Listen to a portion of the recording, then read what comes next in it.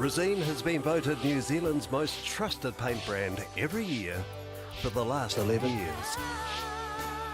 Resene, the paint Kiwis trust for years and years.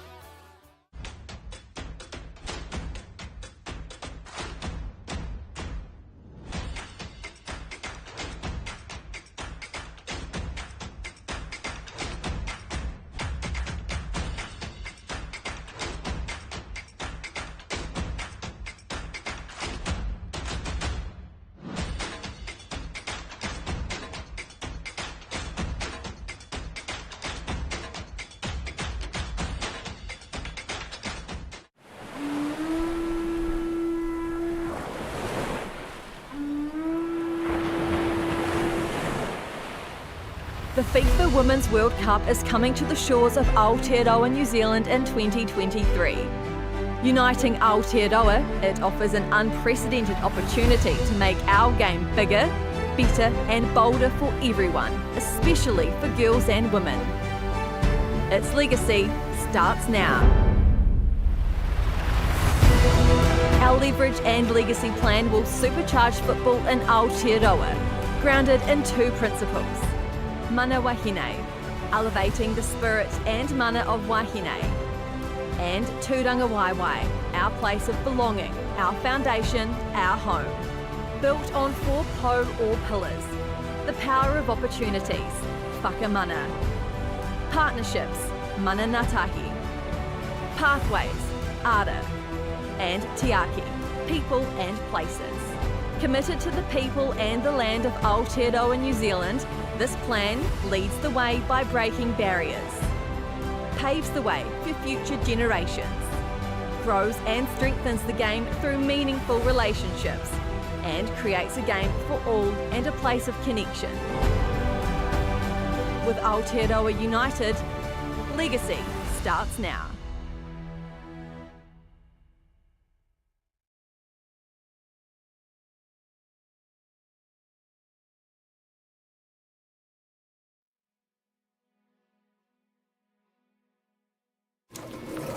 Ford has a long history of building the cars you love while leading the charge on innovation. Harnessing the strength, style and capability you know and electrifying it. Because every generation has its own defining moments. The Ford EV and hybrid range, and coming soon, the Mustang Mach-E. Ford, built for now, ready for tomorrow.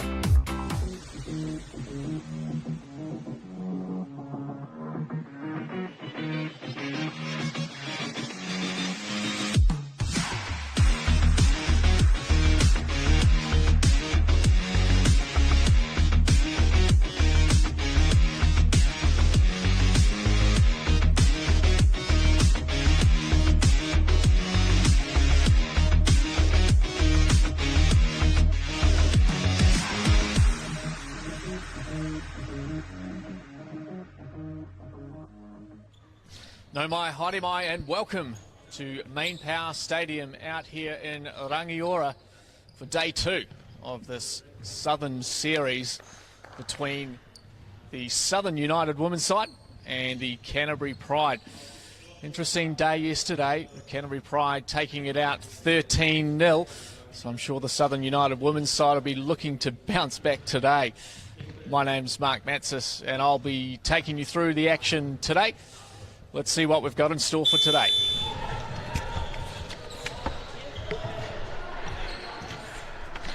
Welcome everyone. The players are making their way out onto the court now, ready to get into action for the day. Let's take this opportunity to catch up with the coach of the Canterbury United Pride, Ronan Naicker. Here with the coach of the Canterbury United Pride, Ronan Naicker. Ronan, I guess it'd be hard to be disappointed with yesterday's results, but probably a few things to work on. Yeah, definitely. I think we need to keep good habits, I should say, and make sure we're playing to the high standard of all quality that we want to. And looking at your players, I mean, 13 goals, Serena Patel, Brittany Lee Nicholson, the ones really shining through already. Yeah, I mean, you know, those are the known names, but I was really impressed with the young girls who came out. I think we had a group of all under 17s on the court at one time, and they scored some really good goals. And I mean, I think after yesterday's result, what do you think about the game plan for coming into today? Again, it's just about getting those combinations right, making better decisions for the most part, especially when we can do. Just keeping the standard of quality of futsal that we're playing quite high. Thanks very much, Ronan. All the best today. And an unchanged starting 5 for the Canterbury United Pride. Mackenzie Falco in goal. Serena Patel, Firth, Morrill and Nicholson round out that starting 5. Let's catch up with the coach of Southern United, Arnon Tapp. Here with the coach of the Southern United women's side, Arnon Tapp. Arnon, I guess first taste of Futsal Super League yesterday. How are the girls feeling today? Actually pretty excited again. We knew it was going to be tough yesterday. Probably not that tough. Probably got a wee bit blown out by the end of it. But no, they're firing for today. Spirit's pretty high actually, so looking forward to it. I think there's some positives to take away from that first half where you held them out for quite some time. Does that come into the game plan today? Yeah, I think it was only 2-0 with 18 minutes gone, and then we just slowly started to drift away. I think if we can keep our focus for longer, especially in those defensive areas. Watching the game back yesterday, there was a few just moments where we switched off, and a team like that's going to punish you every time. Yes, the quality side, the Pride. I guess as well, that was the first game almost together as a team and limited trainings before the lead up to it. You can still take positives from that. Yeah, 100%. There was definitely some good spells in there. I think even though the second half wasn't score-wise as good, there were some moments of possession which we held it really well, and our defensive structure did get better as we went. So yeah, well, plenty to improve on, but some good stuff from yesterday. All the best for today. Thanks, Adam. And just the one change for the starting lineup for the Southern United women. Des Fontaine comes in to replace Nicholson in that starting 5. Simmers in goal, Maudsley, Sophia Body and Margie Dares rounded out. Sitting with me in the commentary box today is Canterbury United Pride goalkeeper and injured in a moon boot, Hannah Hegarty. Hannah, welcome. Oh, thank you for having me here. Happy to be here. Great to have you here. A couple of stats you've probably put together from yesterday on shots on target and off target from the Pride. It was a busy day for Simmers in goal. Oh, it was indeed.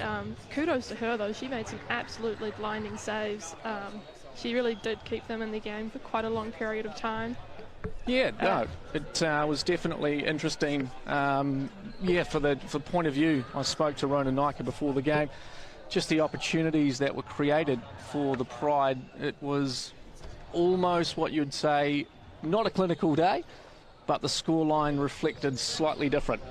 Well, I mean, if we just look at the first half, and since we had 33 total shots, from those 33 shots, 21 were on target, 12 were off target, and then 4 resulted in goals. So, I mean, as you said, it wasn't actually that clinical, and I do think that a large part of that was just due to the incredible goalkeeping from the Southern United goalkeeper. Yes, she did have a good day besides the scoreline. But we're underway here at MainPower Stadium. You see Canterbury United in the black top for today is Patel now. An opportunity as Simmers comes forward on her. She chips and a chance early in. And I think that's Morrow who's maybe tapped it in. The number 8 there for Canterbury United. And inside the first 13 seconds, the Pride have made it 1-0. I mean, you've got to give Serena Patel credit where it's due. She's just really got that slinky footwork, always has, that ability to dance around players, and then just to put that cheeky wee ball in over the top to find Morrow there for that wee cheeky tap in. And we're back here with Morrow. Patel now trying to find space to get the shot, does so, but it falls for Des Fontaine, who drives forward now. But Brittany Nicholson, shot comes in, just wide of the target. No, that was Firth, correction. And that will come out for a kick in on this near side as we get a chance to take our breaths early on. It's a fast start there from the Canterbury United Pride. I'm sure Coach Ronan Nike would have spoken about that clinical finishing. One shot, one goal at the moment. As Diaz finds a way through, falls there for Maudsley.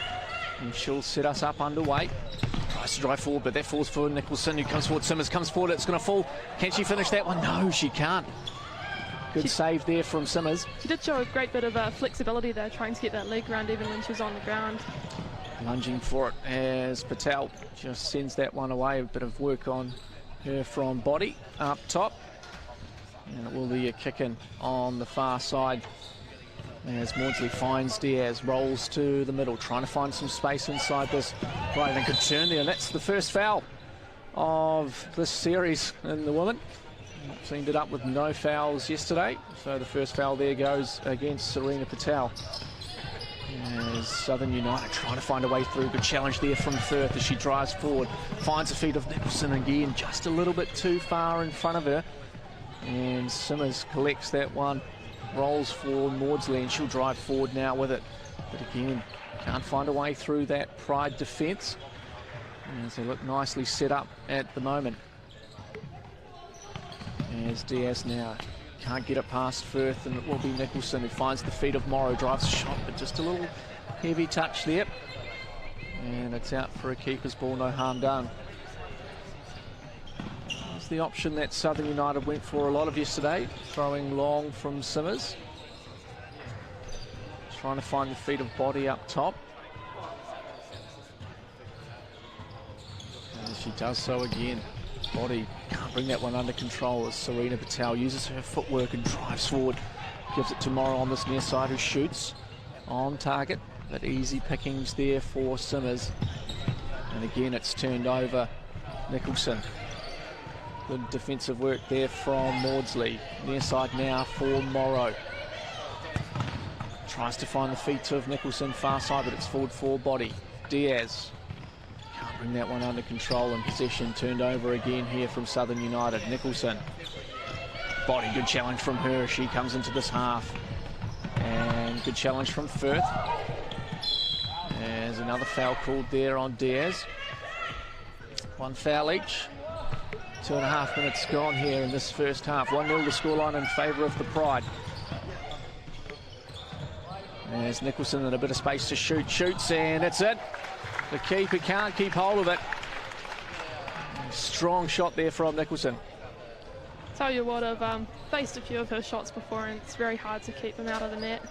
She just gets that power behind the ball and she's very reliable on both her left and right foot when it comes to shooting.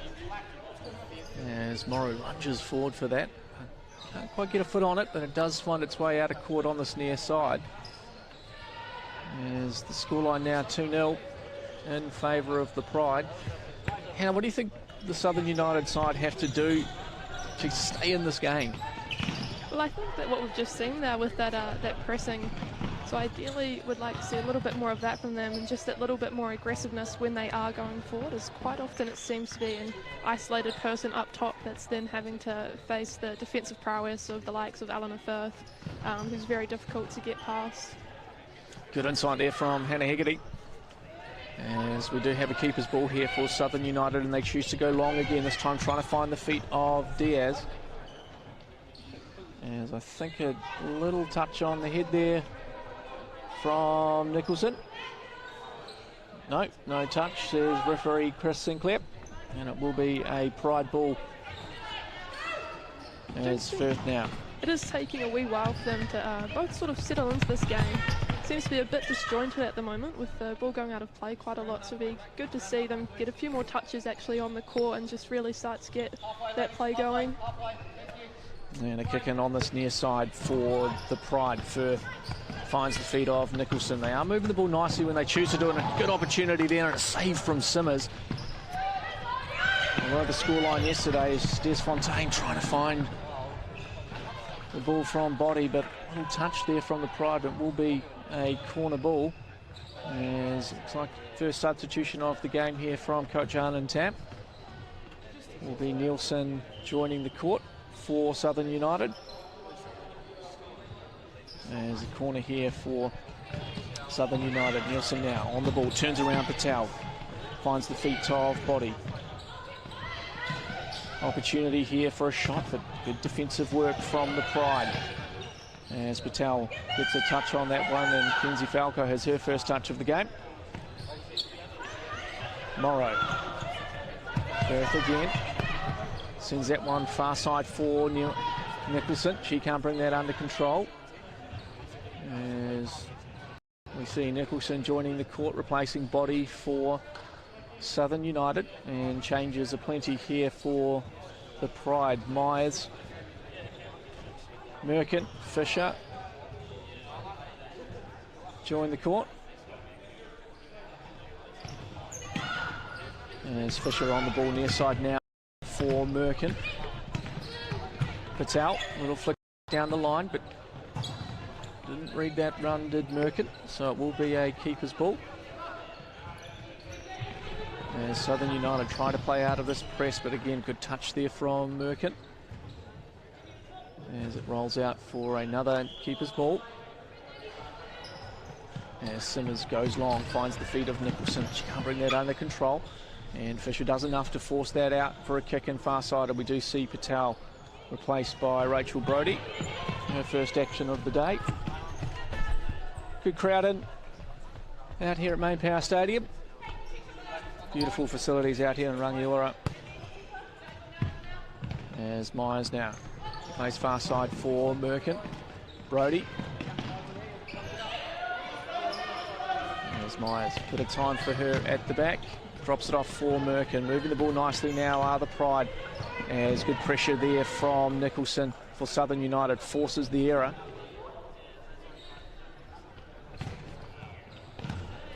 I'm sure the opportunity to score a goal today for Southern United will be a part of the plan. As they do have a kick in on this near side. 4.5 minutes gone here. 2-0 the scoreline in favour of the Pride. As Diaz tries to dance around Fisher there, but no way through. Maudsley looking for the feet of Nielsen on the far side. It will be out for a kick in.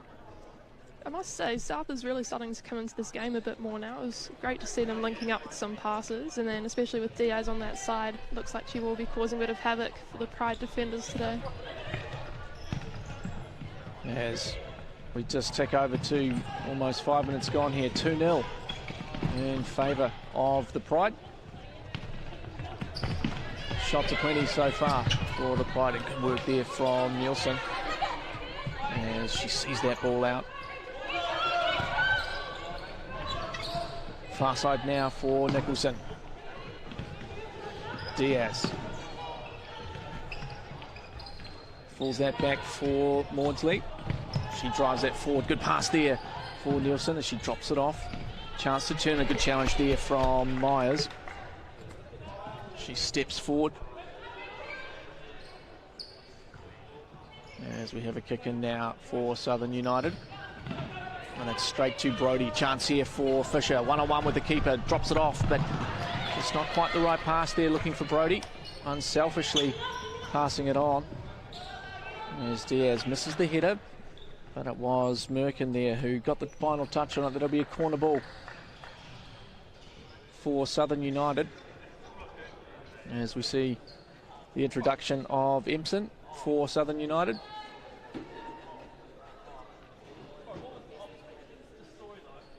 Corner now. Be interesting to see what they can make of this. They did keep possession for a while after their last corner, so it'll be interesting to see if they can get a chance. And a good opportunity there for Southern United as the ball flashes across the face of the goal. Falco, I'd probably say she had that one covered. But Diaz was there, could have got the touch on it. But it will be a kick in on this near side for the Pride. As Fisher now goes long, but too long. And straight into the breadbasket there for Simmers as she throws long again, but Fisher steps in front. Brodie now, near side for Myers. Steps around, chance to shoot. Goes from the near post and a good save there from Simmers. Had that one covered. Pride creating opportunities. There's Merkin now. Brodie gets the shot away, but real power on that one. As Simmers again chooses to throw line, trying to find the feet of Nicholson, who just want to bring that under control. But Brodie does enough, gets a touch on that, and it's out for a kick in on the far side.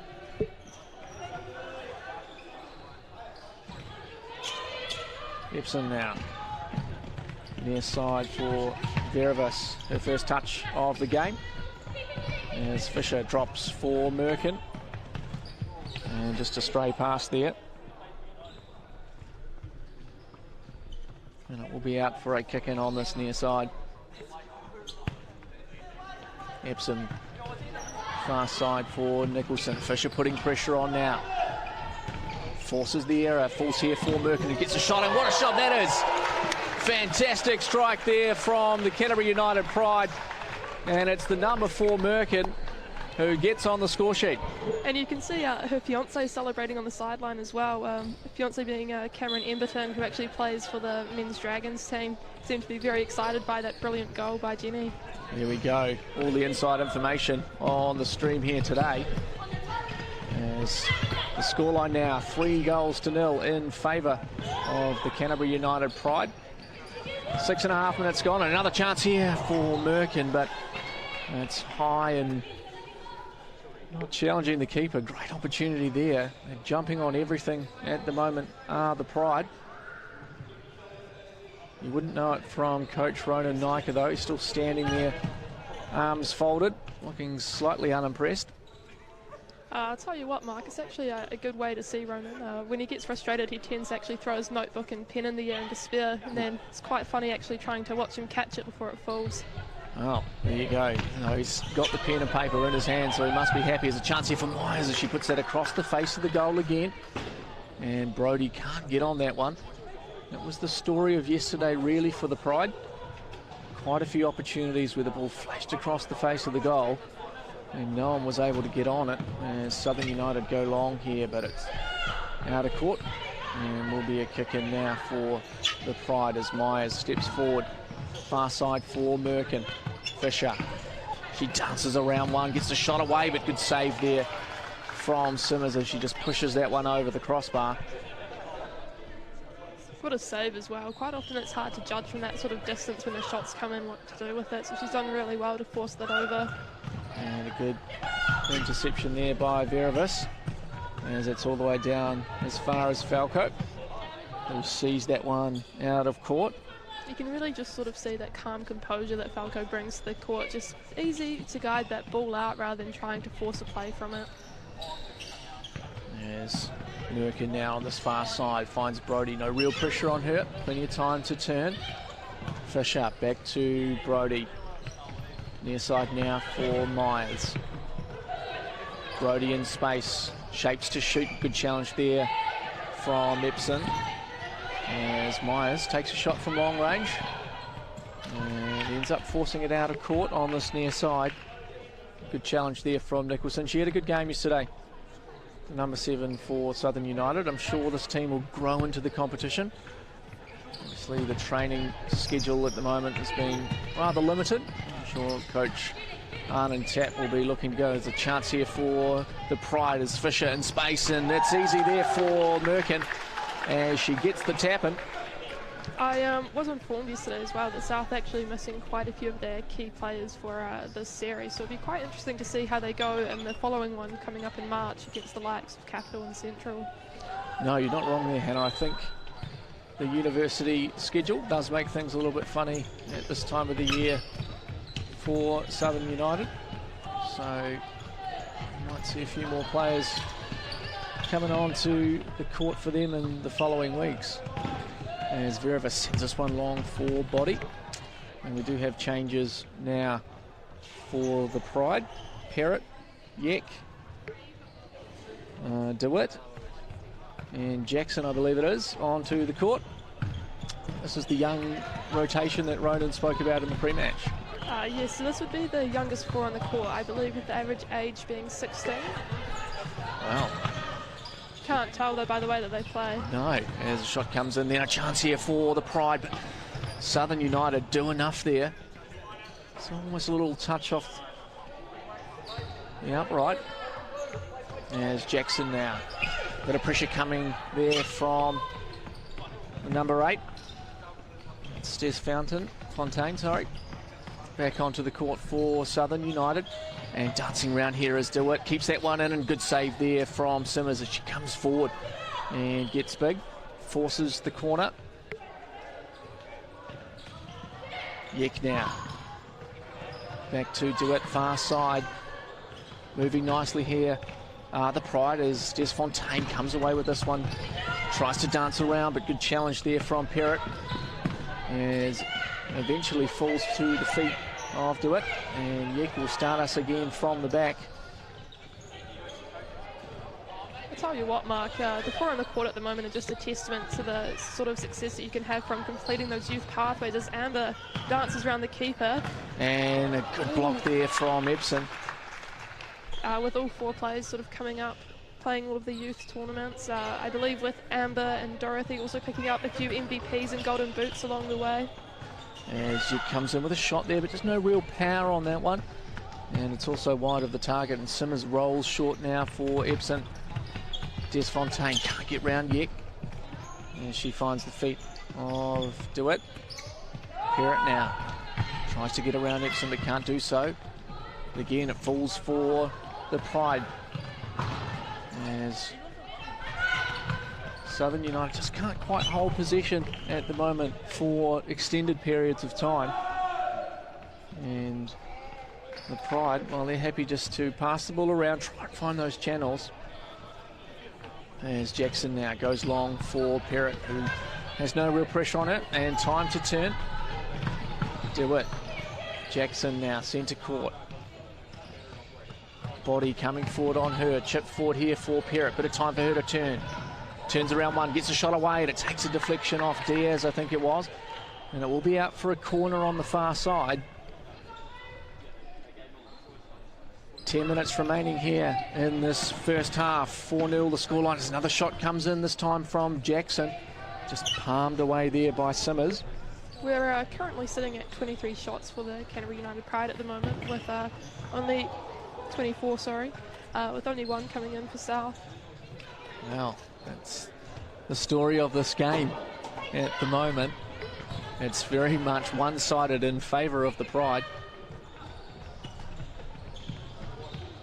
As changes again here for Coach Arnon Tapp. See Maudsley back on the court and on the ball now. As her pass goes astray, and it will be out for a kick in on this near side.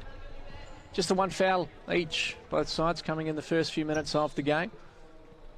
Did mention earlier, no fouls, in fact, in the first game. And then when the men came to play, there was one in the first 10 seconds, I think. So I almost forgot about fouls being a thing. It's quite a physical challenge that we just saw there, with Margie Diaz really putting her body on the line to get the ball.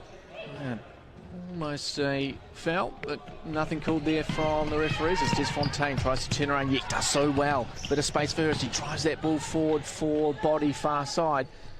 She can't bring it under control, just a little bit too far in front of her, and it will be a kick in on the far side. 9.5 minutes remaining here in this first half of day 2 action. Was 4-0 at half-time yesterday, and then blew out to 13-0, so I'm sure Southern United will be looking to make sure they can hold them out for as long as possible.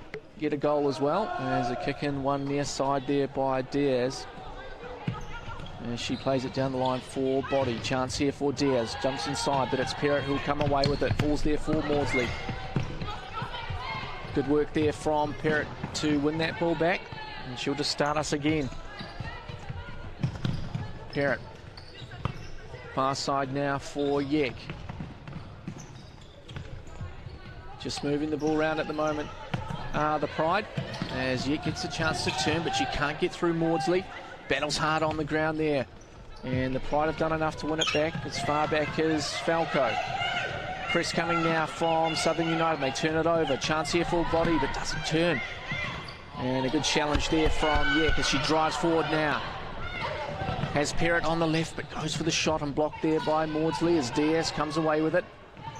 And she tries to turn around, falls for the feet of Yek, who dances around Maudsley, but will be out for a corner on the far side. Opportunities both ways at the moment as the shot comes in there from DeWitt. It's high and wide of the target. Don't mind seeing that though. I do believe that she is the youngest player in the team, so it's great to see her have that confidence just to take that shot first time. Yeah, Southern United go long again, and Body manages to bring it round as Diaz does a nice turn on the far side. Still defending well though is DeWitt. As Body now drops that forward for Maudsley, but Parrott sees that out on the far side. Will be kicking. Changes now coming for the Pride. Nicholson, Firth, Morrow, and Serena Patel, who makes sure she enters through the substitution channel. experienced 5 on the court now for the Pride as Morrow receives that ball, turns nicely, gets a shot away and a good save again. Just pushes that one onto the cross side post, and it's Firth who takes the shot, and that one's high and wide of the target. Sorry about that, Mark. You have to wonder if Mike has done this as a tactical substitution, given that it did look like South was starting to gain a bit more confidence and possession in their own attacking third. So I wonder if he's brought on these slightly more experienced players just to calm it down again and get some more shots on target. As Maudsley goes line for Nicholson, and a good challenge there from Firth. Sees that out for a kick in on this near side. 7 minutes 40 remaining, 4-0 scoreline in favour of the Pride. As ball comes forward, but it's headed away by Firth. Patel gets ahead to it too, drops for Nicholson. Far side now for Morrow, bit of a heavy touch, and Diaz will collect that loose ball, centre court. Nielsen drops for Maudsley. And a good run there forward by Nicholson. Chance to shoot toes, and a good save there from Simmers. A wonderful save there, great split save. As the Pride will come again. Nicholson shoots and Patel's there, a good save again. As Patel tried to get the little flick through, but Simmers equal to it. And goes long for Diaz, but she can't bring it under control as the two number 11s come together far side. As Nicholson sees that one out of court, will be a keeper's ball. As Falco will throw long here for Patel, but good head from Maudsley. Firth finds the feet of Morrow. Patel, good work here and a good save again. Coming forward was Simmers. As a press coming here from Morrow, forcing Southern United to play it out from the back. The clearance is blocked and it will be out of court for a kick in far side. As they go long here for Nicholson. It's intercepted by Nicholson. Patel gets the opportunity to shoot, does so, and a great finish there from Serena Patel. Too much space for a player of that quality, and she makes no mistake of it.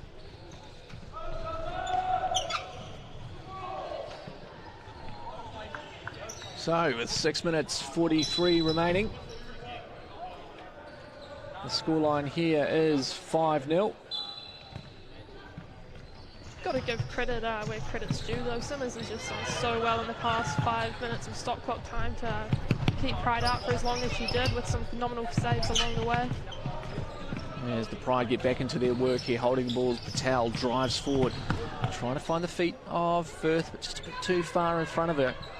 And it will roll in for a kick in on this near side. As we see McLean onto the court for the first time this game.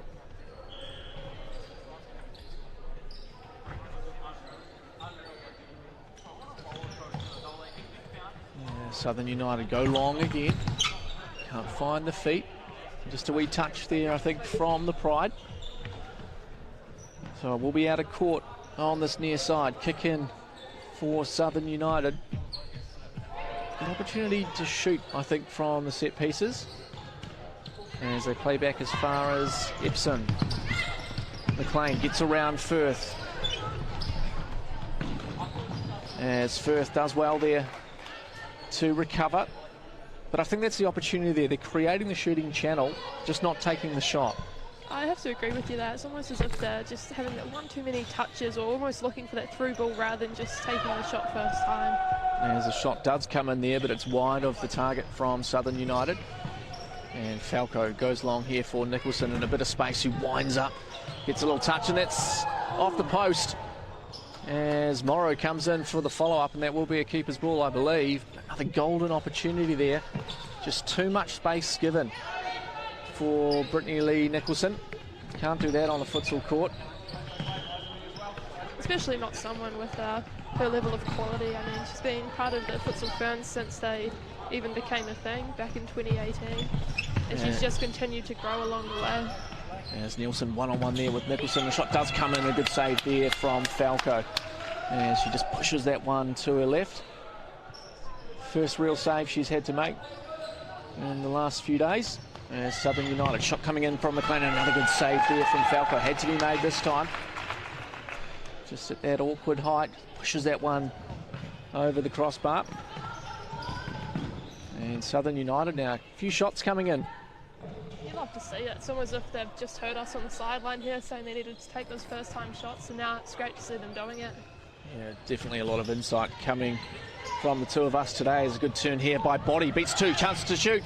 Passes it off for McLean. I mean, it was Nielsen, so close there, wasn't it? You've got to wonder, should she have taken the shot? But then it was a perfect opportunity to pass back pass, but sadly that run was just slightly mistimed there. Yes, just slightly off for Nielsen there as the Pride come again, but Epsom steps across for that one and pushes it out of court on the far side. Positive signs at the moment from Southern United. They're knocking on the door. As a shot comes in from Firth there, blocked by Body. 5 minutes 13 remaining in this first half. 5-0 the scoreline in favour of the Pride. And still just the one foul each. As Firth now drops for Patel. Bit of space for her to turn it out as she starts to dance around. Drops it back for Firth. Morrow now finds a feed of Patel in space as she goes back post, and again. Two players back post. I'm at a loss for words there. What a ball there. Well, it must have taken a little touch as the shot comes in there from Patel, but it's high and wide of the target. As we do tick under 5 minutes remaining here. 5-0 the scoreline in favour of the Pride. As United go long again for Body, but a heavy touch from her. Then Morrow can't bring it under control. Simmers comes forward nicely there and will win the kick in for her side.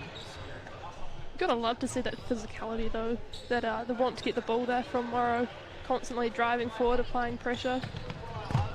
And good interception there from Morrow. She gets her head up, drops it off for Firth. Far side now for Nicholson as she drives the shot in, but it's blocked by Epsom. And it will be a corner on the far side. It's been clinical so far from the Pride, taking more of their opportunities today, or clear-cut opportunities, as a shot comes in there from Nicholson, and again driven back post, taking a wee touch there. It will be another corner here for the Pride as Epsom gets on that loose ball and just sends it out of court on halfway as the Pride get us back underway. Nicholson finds the feet of Morrow. Good touch from her. Back post there for Patel as Morrow keeps that one in, and it will be off Nielsen. Out of court for a kick in on this near side. Patel now drops it for Nicholson, who does get the shot away, but saved there by Simmers as she throws long here. Nice little shoulder touch there from Body. He expertly brings that under control. Patel, good challenge from her. But Nielsen does well, finds the feet of Body. Better movement here from Southern United. And again, a good challenge from Patel. Forces it out on the far side. Just under 4 minutes remaining here in this first half. 5-0 the scoreline as Body still dancing around. A good challenge there from Firth. Gives it to Nicholson. Nicholson shoots, but it's wide of the target. And Simmers just watches that one go out as she throws long again, but it's Morrow who is first to it. But McLean hustles well. Near side now for Nielsen. Her passes astray, finds Morrow. Shot comes in again, wide of the target. You know, it'd be great to see Simmers play short, just to see if they could keep a bit of that position and then build up play from the back. Changes coming now for the Pride, and Southern United, in fact. Brody onto the court, as well as Myers. And we see Brownlee as well onto the court for the first time today for Southern United. As Body brings that one under control. Near side now for McLean. Can't get round Firth, and it falls for Nicholson. Gets the shot away, but blocked by Epsom. And she drops this back for Brody. Nicholson again, time to turn. And she dances round, but it's Brownlee who's there. As the rest of the changes are made, Fisher and Merkin back onto the court. sticking with the same rotations at the moment as Rona Naika, which makes it very easy from a commentary stand. As Merkin gets the shot away, but blocked there by Epson as she's replaced by Gamumbi. And a shot comes in, but picked up there by Simmers. As Gamumbi on the ball now, goes short as requested from Hannah, but it's Fisher now who comes away with it. Gamumbi dancing forward. Myers, good challenge from her as Fisher. Good wee battle at the moment in centre court. Myers drops for Brody as she looks for a pass, almost comes off as a shot, and it's easily collected there by Simmers. I'll give you a wee fact about the number 17 for South. She actually won the MVP at the Under-19s tournament up in Palmerston North back in 2016. There you go. Good knowledge there as the shot comes in, and it's a save there from Simmers. Brody, bit of space for her, and she says thank you very much and takes the shot. 2 minutes remaining here in this first half. 5-0 the scoreline.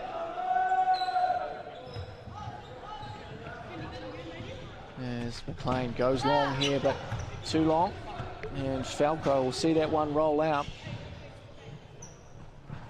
Good crowd in here today at the MainPower Stadium. And if you are in the area, the men do kick off at 12 o'clock today. It's an absolute doozy yesterday. And the Dragons playing well, and then almost let Southern United back into it. With about 3 minutes to go, but they got the job done. 3 goals to 2. As We'd love to see him counter here. It's a 4v2.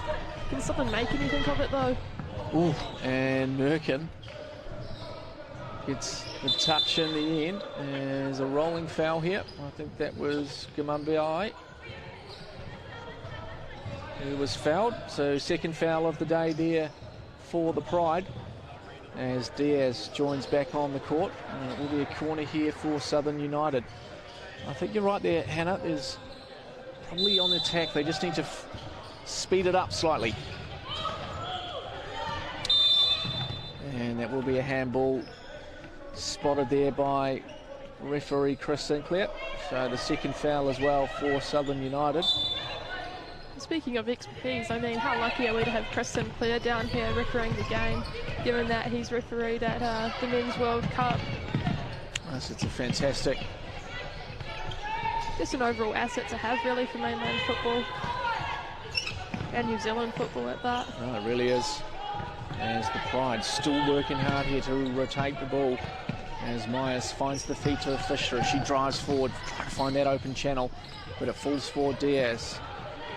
Gamumbi drops it back here for Brownlee. Body now finds the feet of Gamumbi. And she loses out, and Brody steps forward with it, trying to take on all three of them, gets a shot away, but it's straight at Simmers. She can't hold on to it, but no harm done as now Diaz. Good challenge from her. Brownlee far side. Drops it for Body. She takes the space, bit of room for her to move now. And a good challenge there from Fisher as it goes to the feet of Brody. Far side now for Myers. Back post and golden opportunity. No.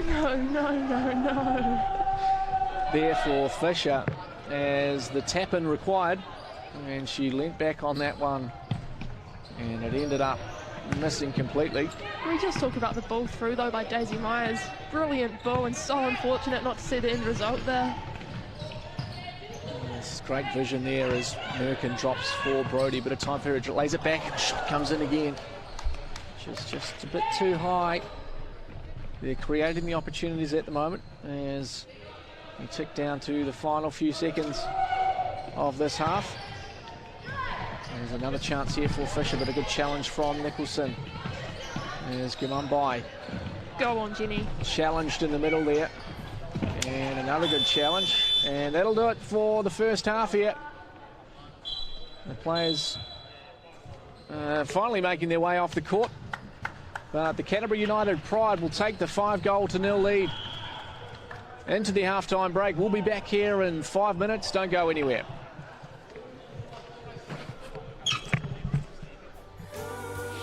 Resene has been voted New Zealand's most trusted paint brand every year for the last 11 years. Resene, the paint Kiwis trust for years and years.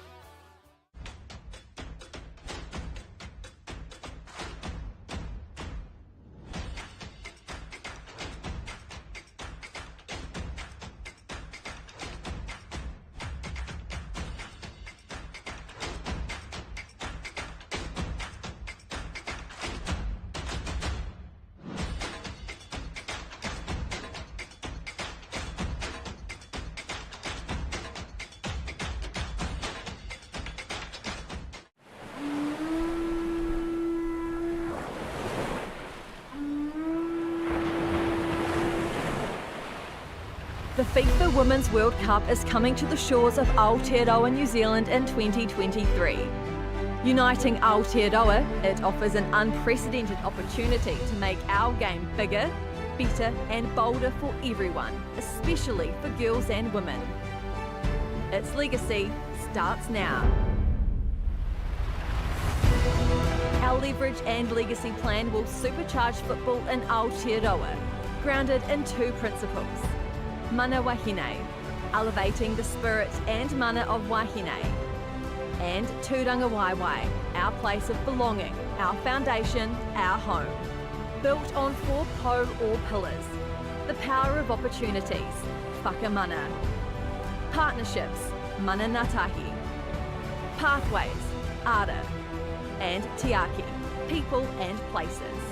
Committed to the people and the land of Aotearoa, New Zealand, this plan leads the way by breaking barriers, paves the way for future generations, grows and strengthens the game through meaningful relationships, and creates a game for all and a place of connection. With Aotearoa united, legacy starts now.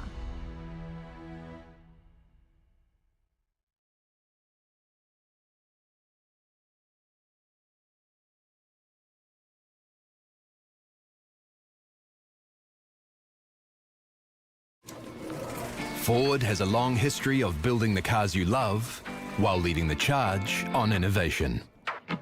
Harnessing the strength, style and capability you know and electrifying it. Because every generation has its own defining moments. The Ford EV and hybrid range, and coming soon, the Mustang Mach-E. Ford, built for now, ready for tomorrow.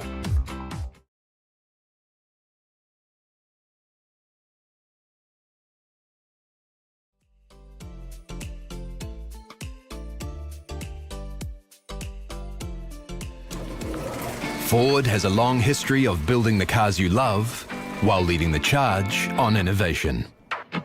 Harnessing the strength, style and capability you know and electrifying it. Because every generation has its own defining moments. The Ford EV and hybrid range, and coming soon, the Mustang Mach-E. Ford, built for now, ready for tomorrow.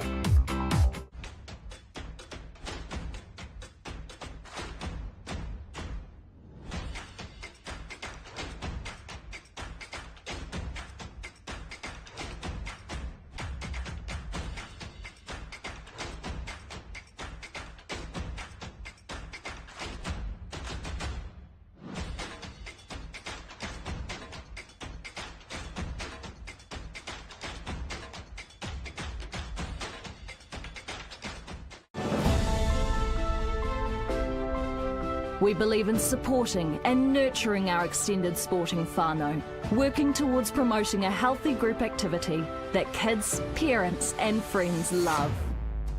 We want everyone to feel invited. It is in our DNA. We are accessible to all.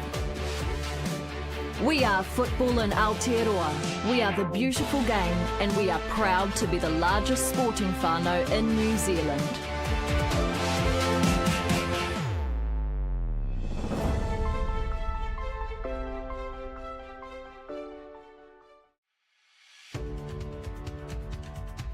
Ford, we're always looking towards the future.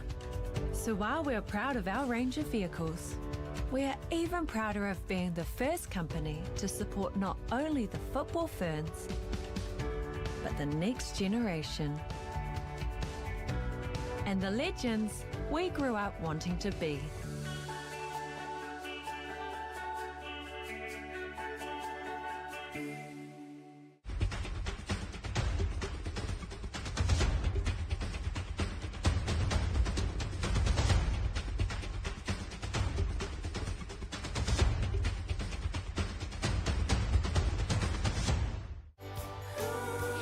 Resene has been voted New Zealand's most trusted paint brand every year for the last 11 years. Resene, the paint Kiwis trust for years and years. And Southern United starting off with a bit of possession in the second half, and a good opportunity through here for Diaz. And she tries to turn around Yek, but can only flick it behind her, and it's an easy save for Gray in the end. Her first minutes were on the court yesterday, so good to see her back out there again. As Diaz now tries to get around Yek, but it falls there for Perrott. And they'll start again here, ball the Pride through DeWitt. It's been pretty much one-way traffic at the moment, but as you can see, Southern United are growing into this game as a shot comes in there from Yek towards the back post. But Perrott can't get there in time. And they do go short now to Southern United. Ball forward here for Body, but she can't bring that one under control. Don't mind seeing that though. It's quite nice to see them sort of grow that little bit more confidence, starting to create a few more chances, and even pressing as well. As Diaz now tries to bring that under control. But it will be Yek here who go through one-on-one with the keeper. Simmers v Yek, and she goes round. But it was the returning Maudsley who breaks the play down. She did well to beat Simmers there, did Yek. But in the end, it was the retreating defence of Southern United that held them out. But it will be a kick in on the far side. DeWitt now trying to get through Diaz. As Jackson dances around in the centre court. Far side now for Yek. Good turn from her as she centres the ball, but no one's there for the Pride. Perrott was arriving back post. But that ball just a little bit too far behind. And Southern United survive. Sure, they'll be much happier with the start of the second half. As Body now drops back for Nicholson. Far side for Maudsley. Can't find the feet of Body though. As Jackson drives forward with it. Drops for Perrott as she tries to get around Nicholson, but a good challenge from her. What a tackle that was as well, brilliantly timed. As it will be a kick in on this near side for Perrott as she drops for DeWitt. Shot comes in, but it's wide of the target. Well left there by Simmers. Almost 2 minutes gone here in the second half. 5-0 the scoreline in favour of the Pride as Jackson turns nicely now. Bit of space for her. She takes the shot and goal! What a finish there from the number 9. Just too much space. And she makes no mistake of it. Oh, and you absolutely love to see it. I mean, speaking of Elise Jackson, just what an absolutely phenomenal player, and she's only young as well. So you think about her future, it's looking really bright there, Mark. Yes, I believe there's a bit of family in Australia tuning into the stream. Thank them for joining us. Her parents are here as well, watching. Sure that they'll be very proud of her. As Gray now comes near side for DeWitt. Bit of space for her as she drives forward into the half. Far side now for Perrott. Playing with confidence, others Pride. Yek in space, toes, goal! And just like that, it's 2 in the space of 30 seconds for the Pride. And it's the young girls getting it done. Don't you just love to see it? I mean, oh, it's just the future of futsal that's on the court at the moment. Got a long way to still play. So how awesome that they're getting their minutes in young, scoring goals, and not just goals at that, but bloody good ones. Oh. As Body tries to chase that one down. And I think it's going to be a corner kick here for Southern United. As a shot comes in here, a chance for Diaz, but she can't flick it round Jackson. There will be Perrott who'll drive forward into the half, chased by Diaz. And the play slows down for the Pride as Jackson steps forward. Near side now for Perrott. Space for her. Shot away, but blocked by Diaz. And it will be a corner here for the Pride. She's putting in a big shift, isn't she, Diaz? She's really leading the way in terms of their attacking opportunities, but then her defensive runs have just been immaculate as well. As the shot comes in there from Jackson, but high of the target. And it will be a ball here for Southern United as they seem to be going shorter in this half, which is nice to see them playing a bit more positively rather than just going long every time. Near side now for Nicholson. She tries to find the feet of Diaz, does so. Jackson steps forward on her and forces Diaz back to Maudsley. Far side now for Nicholson. Yet comes forward on her, not really going anywhere at the moment, Southern United. And a good challenge there from Yek, wins the kick in on the far side. 3 minutes gone. It's a nice wee bit of play there with Southern keeping a good bit of possession and really starting to pass that ball around. As Jackson now drops for DeWitt. Perrott flicks that one forward and it will be a keeper's ball. 7-0 in favour of the Pride as changes come now for Southern United. It's McLean onto the court. Maudsley challenged here by Perrott. Good challenge from her. Good battle between those two. As Perrott will come away with it as she flicks it round. Centering ball, but you can't get on. It does so in the end. And the question here is, did the keeper have control of it? Referee Chris Sinclair says yes, she did. I mean, it's always a bit of a controversial one, that, isn't it? I mean, I've had that call made in my favour in the finals before. It's such a hard one to see, especially from this angle, but Chris Sinclair, I mean, he's the best person. He's at that right angle, so would have been able to see that both of the keeper's hands were securing that ball. There's Diaz now, a bit of space for her. She turns nicely. Can she get the shot away? Good save there from Gray. As really called on for the first time to make a big save, and she's equal to it. You love to see it as well, having the composure in a big game like this. As Yet comes forward on that one, forces Southern United back. She's replaced by Morrow. Out of court now on the far side for Southern United. 4 minutes gone here. 7-0 the scoreline in favour of the Pride. McLean drives forward but falls here for Perrott as Diaz again. Hard work on defence. Well, there's no way around Epson there as she gets a foot in and forces it out of court on this near side as changes come. It's Merkin and Myers onto the court now. Perrott trying to find the feet of Myers. Again falls back for her as Merkin almost gets caught in the way there, but no harm done here for the Pride. And they'll start again through Morrow. Merkin. Back to Perrott. Far side now for Myers. Good rotations here from the Pride. Trying to find a way through the Southern United defence. Space for Perrott to shoot. Does so. Little touch there from Epson. This takes the sting out of it.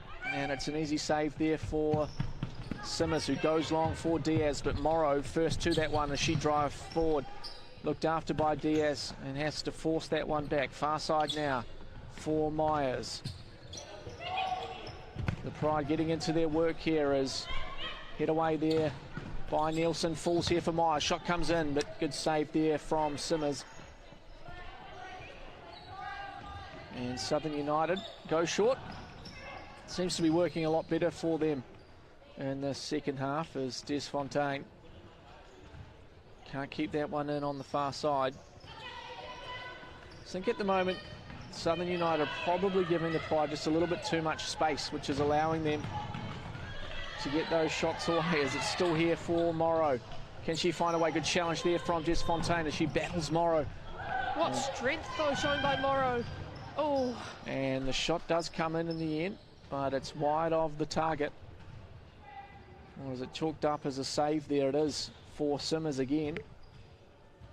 And it will be a corner ball here for the Pride as it falls back for Morrow. She jumps inside.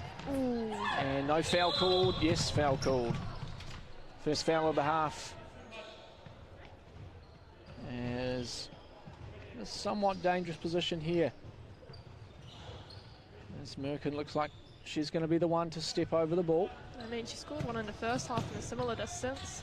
Finds Morrow down the line though. Oh, dancing around again. Can she find Myers' back post? Chooses not to there, as it's Myers who is trying to find a way through. Does well. Falls here for the feet of Fisher. Drops it back for Morrow. Good save there from Simmers. As they drop it back as far as Gray. Charging forward there was McLean, but it's fallen here for Fisher. Back post here, good run, good save in the end there from Simmers. Had to be made, and she gets in the way, throws it long. There's a touch there from Morrow. Will be a kick in on the far side for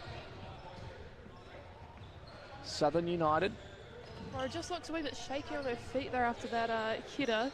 Yeah, and she's just on the ground now. It did look like quite a powerful ball that she has managed to get with her head. Got to take concussions so seriously these days. And we'll take that opportunity just to have a wee break here, as the players will jump into a huddle, I'm sure, and we'll let the professionals do their thing, and we'll come back to you shortly.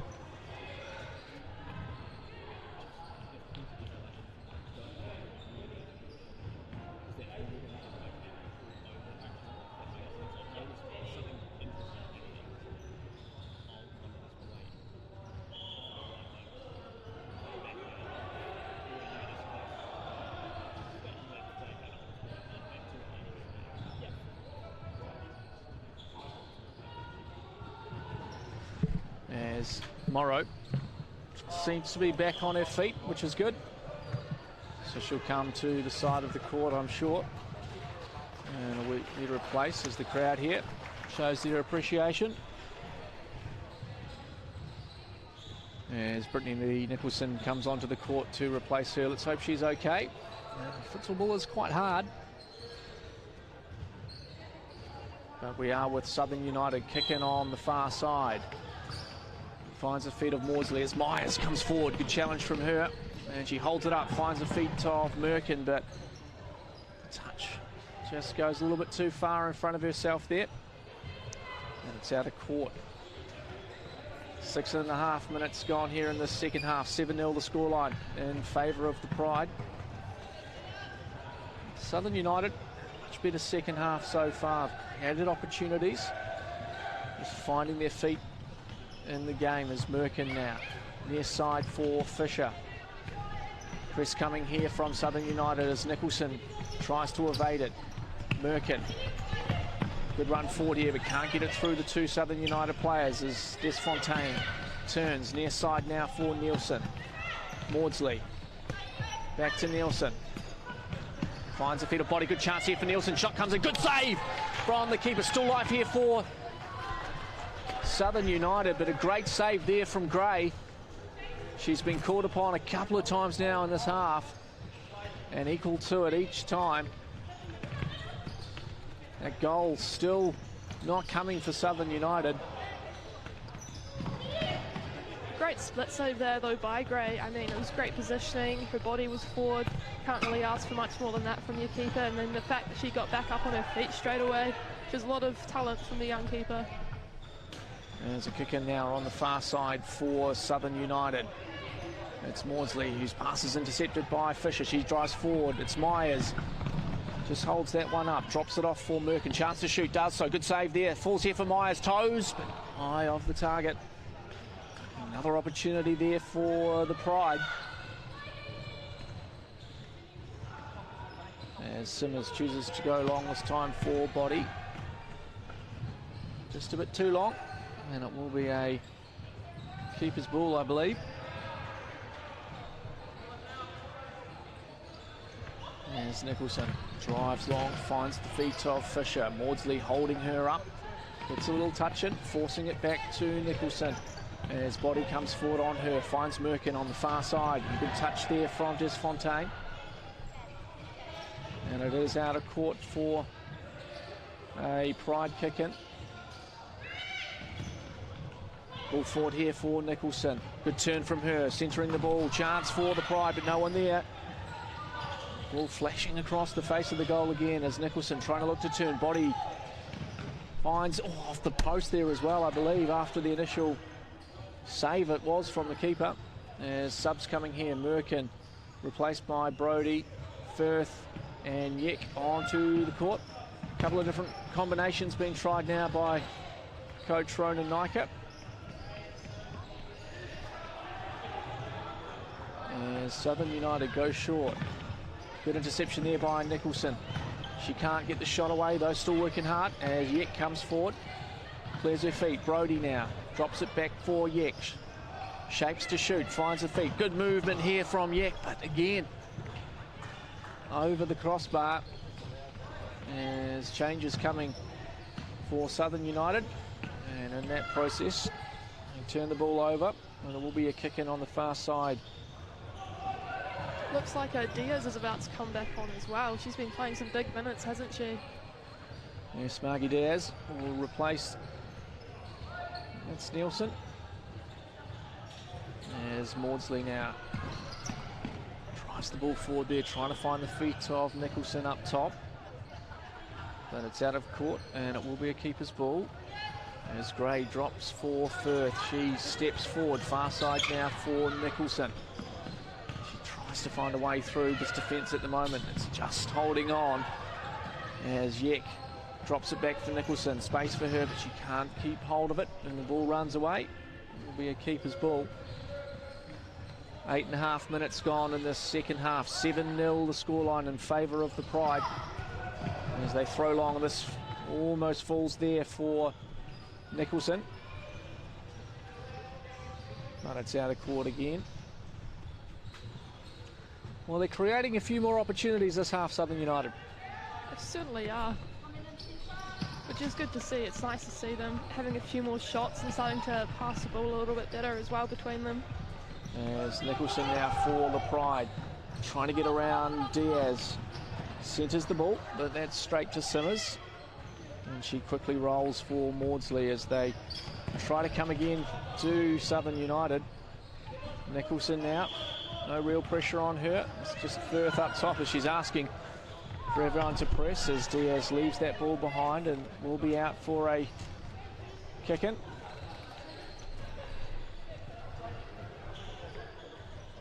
For the Pride. As Brody now drops for Nicholson. Down the line now for Yek. Good turn from her. A bit of space for her. Can she find the player in the middle? Almost does. But Brody can't bring that one under control. Still with the Pride though. Nicholson. Foul called here by the referee. Second foul. First foul is it for Southern United. Second foul it is. And it will be a free kick here for the Pride. Shooting opportunity, I'm sure. You know, I would really love to see just one back post goal this half. They've had a few opportunities for sure. But no one there at the moment has been able to tap it in back post as Yek drops that one for Nicholson. Bit of a set piece move there, didn't quite go the way they wanted it to. As Yek now, a bit of space for her, drives forward. Diaz coming forward on her as she fires Brody. Battles hard, does Brody. Still falls here for the Pride. As Yek can't keep that one under control. And it rolls out for a kick in on this near side. Verevis now. Caught up, but out of touch on this near side. Will be a kick in again for Southern United as they drive that one forward. Good challenge there from Firth as Yek gets the shot away and it's blocked there. Fun fact for you there, Mark. Yek's actually had the most shots on target in this half. There you go. Good insights there from Hannah Hegarty. So next to me is Nicholson. Has a shot miss, but falls here. Chance still for the Pride as Brody now has a shot blocked again by Epson. They're coming thick and fast at the moment from the Pride. As Yek will get us back underway. As Firth finds the feet of Brody far side. Happy to just pass the ball around at the moment as Yek does well there. Very well. Does well. Still going as Yek centres the ball, another shot, but no, blocked there by the Southern United. They come away with it. Chance here for them. Verevis Bit of space, back post, but Brodie is there. Diaz lurking. And a good opportunity there for Southern United.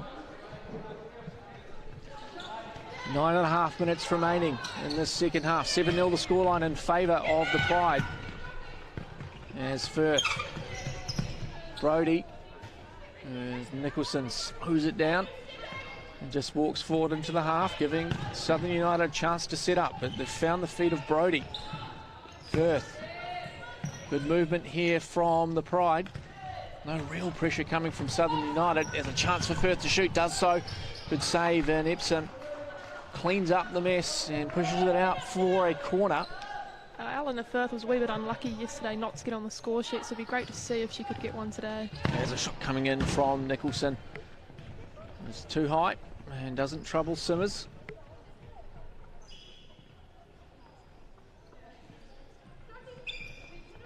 Berevis now. Good challenge there from Firth, but still falls to Southern United as Diaz tries the turn on Brodie, but it's out of court on this near side. 8.5 minutes remaining. Can Southern United find that goal? It has eluded them so far. As Simmers now finds the feet of Epsom. Good touch from her to get round Yek, but again the defence of the Pride just holding them out at the moment.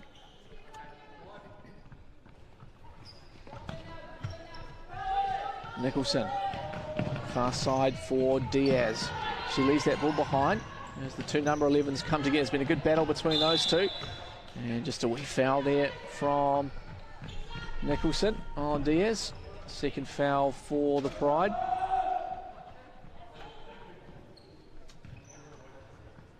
And Simmers will get us back underway. She goes long.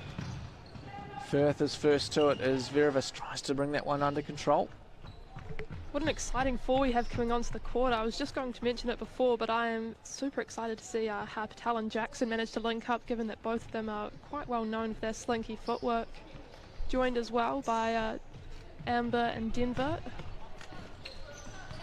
And it is DeWitt now on the ball.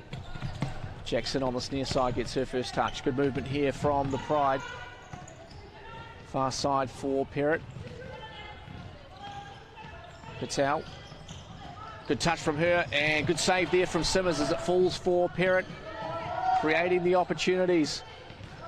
Patel tries to get round Verevis, who's good challenge there from her. Driving forward but loses it out. So Perrott, who again is coming forward. DeWitt now drops it for Perrott. Chance, goal! Fantastic linking play there from the Pride. And it's the number 14, Perrott, who makes no mistake of it. You do love to see it, don't you? I mean, you do have that little bit more experience with Patel on the court, but still seeing these young players just giving it their all and creating chances. So with 7 minutes, 40 seconds remaining in the second half, the Pride go up 8-0. It was 5-0 at half-time. So far, Southern United creating a few more opportunities in this half. As Jackson now. DeWitt finds Perrott, falls behind there for Ishikawa. Her first minutes for today. Jackson, far side now for DeWitt. Patel, what can she make from out here? Drops it off for Jackson. Patel again. All the passes sticking at the moment for the Pride. Diaz, chance as Perrott did well to get into that positioning, but the shot was just a bit too high. Sorry, if it was a game of rugby, Mark could be well ahead. All the conversions over the top. As Diaz now plays down the line for Nicholson as she tries to flick it round Jackson, but it will be out of court on the far side for Southern United. And the shots coming thick and fast for the Pride. As Nicholson drops here for Epsom. Shot comes in, wide of the target. Ray watches that one go out of court. As Perrott now. Ishikawa intercepts that. It will be a Southern United ball on this near side. 6 minutes 46 remaining. And Southern United find a goal. Epsom. Jackson steps forward on her. Far side now for Nicholson. She flicks for Diaz. Runs out of court. Of course, coming up at 12 o'clock kickoff today, we've got the men's teams, the Dragons and Southern United coming together again. Close game yesterday, 3-2. The Dragons came away with the win. An interesting fact about that, Mark, is that the Dragons haven't actually won their first game against South since 2016, so exciting stuff for them. And I think that may have been the year they went on to win it. I do believe it was. And a great finish there from DeWitt. There's too much space given to her and she just slaps the shot in and hits the side netting. Beautiful finish there from the number 18. And that's the 9th goal there for the Pride. Tell you what, Ronan Nike has got some very difficult decisions coming up when it comes to naming the squad, given that he does have a few senior players out at the moment. These young ones will really be testing them for their spots. Yes, I'm sure the North Island teams are watching with great interest what they're going to be up for. We'll be back here, I believe, in a couple of weeks, inviting down Capital side and Central sides. As Jackson now in a bit of space, one-on-one with the keeper, tries to chip it through, but Simmers, good save from her. As she goes long, finds the feet of Desfontaine. Far side now for interception there from Perrott. There's a good turn from her, finds a bit of space and drives forward. Just slows it down, sets it back here for DeWitt, who uses Jackson.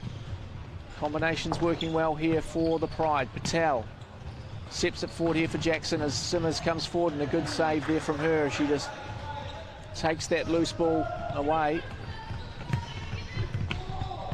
And just thrown away there by Southern United. All of a sudden they're going back to that long ball, which just isn't working for them as well when they drop it short and try and play it out from the back. As Patel now coming forward, centres, good save, falls here for Jackson, good block there from Nielsen. Finding opportunities at the moment, the Pride. As Perrott drives that shot in back post, no one there this time. I'll tell you what as well, Mike, it actually gets really tiring when you're constantly throwing that ball over the top, so it's nice to see Simmers have a break here and play it short. There you go, from one keeper to another keeper.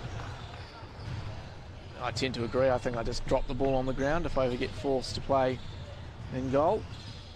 Gotta love a bit of Wednesday night league, don't you? Yeah, but I guess when you've got the likes of a Serena Patel in your Wednesday night mixed social futsal team, it does make things a little bit easier. Do have to agree.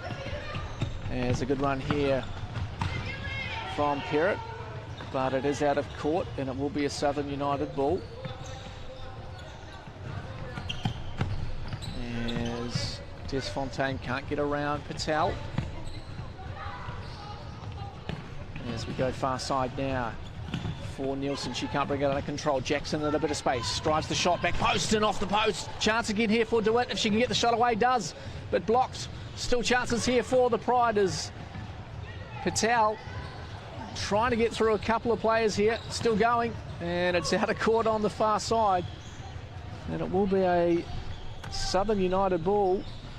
Good opportunity again there with 4 minutes 20 remaining. 9-0 the scoreline. As Southern United look to go long again. Long ball just not really working for them, Hannah. I can't say it is. It's great to see Frankie Morrow take the court again. She must have been given the all clear by the physio. Yeah, it's good to see as Fisher now plays to Morrow. Patel and Nicholson make up the 4 on the court.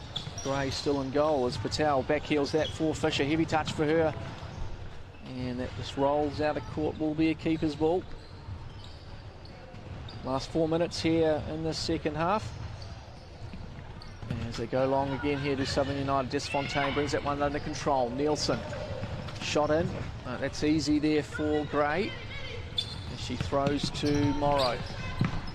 Good challenge there, but Patel's the one that comes away with it. And she ends up on the deck. No foul called there by referee Chris Sinclair. McLean, Maudsley drives that one forward to Desfontaine, but does well, but Nicholson's the one that there, and another shot comes in, and it's a bit awkward there, but no harm done, and Gray throws that to Patel. Fisher, Nicholson, and Patel almost arriving there. Good vision from the number 11 Nicholson. As McLean now, Desfontaine far side. Nicholson stepping forward on her. End to end at the moment for this side as Nicholson gets on the loose ball. Desfontaine is there. Patel falls there. Shot comes in, but good save there again from Gray. And she just drops that for Nicholson. And then the Pride will come again. 3 minutes remaining, 9-0 the scoreline. It's great to see South have a few more shots in this game and in this half. They've actually managed to get 7 away as opposed to the 1 in the previous one. Yes, things creating a few more opportunities. Probably that being afraid to shoot, new team together. They grow into this tournament. Number 6 for South in particular, she's really been getting the shots away for them, and she's not afraid to shoot, so it's great to see her testing the young Scarlet Grey in goal. As the ball cleared away for a kick in on the far side here for the Pride. Patel, Nicholson, just a little bit too far away there. I'm sure Coach Ronan Nike will want to see the Pride close this game out strong. As Southern United now. Good challenge there from Fisher, but it falls back as Simmers clears that one away out of court on the far side. As changes coming now. Mumbai and Brownlee onto the court. Patel steps inside. Can she get the shot away?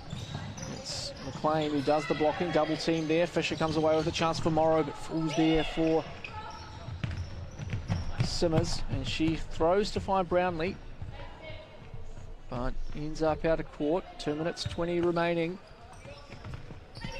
Patel, bit of space for her to come forward.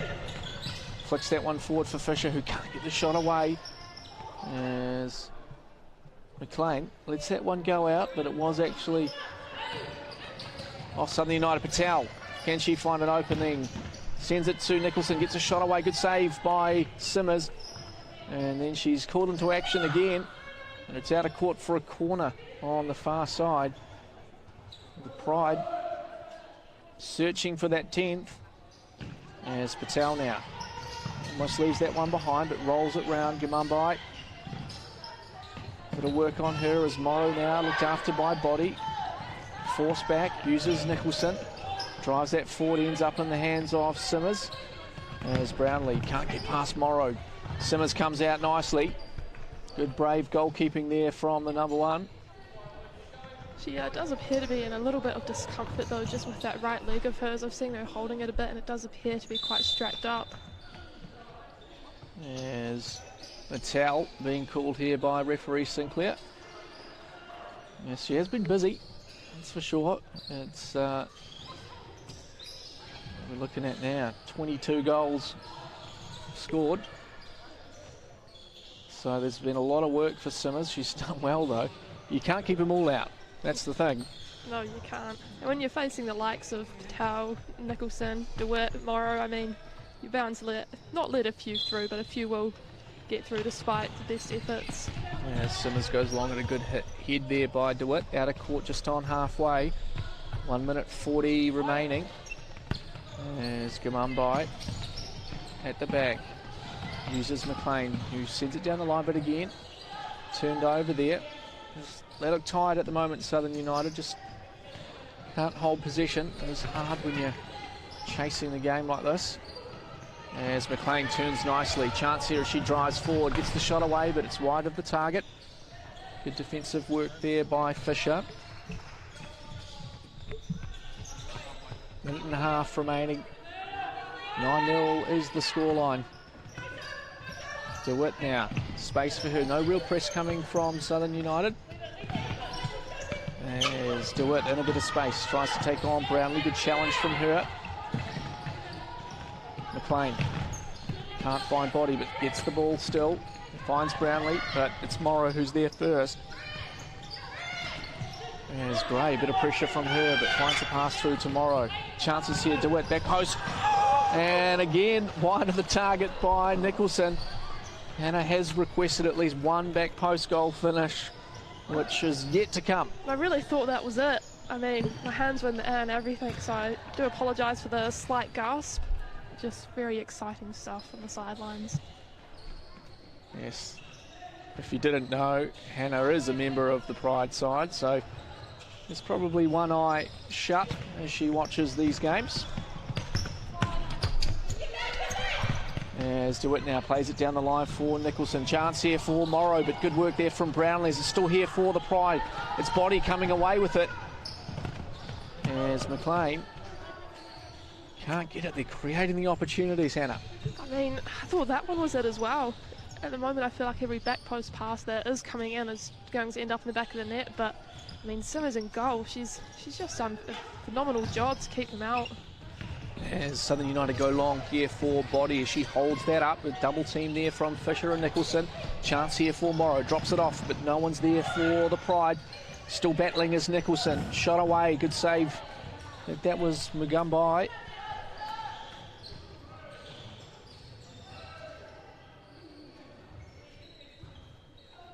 Once again, Brittany Lee has had the most shots for the Canterbury United Pride, currently sitting on 11 for this half.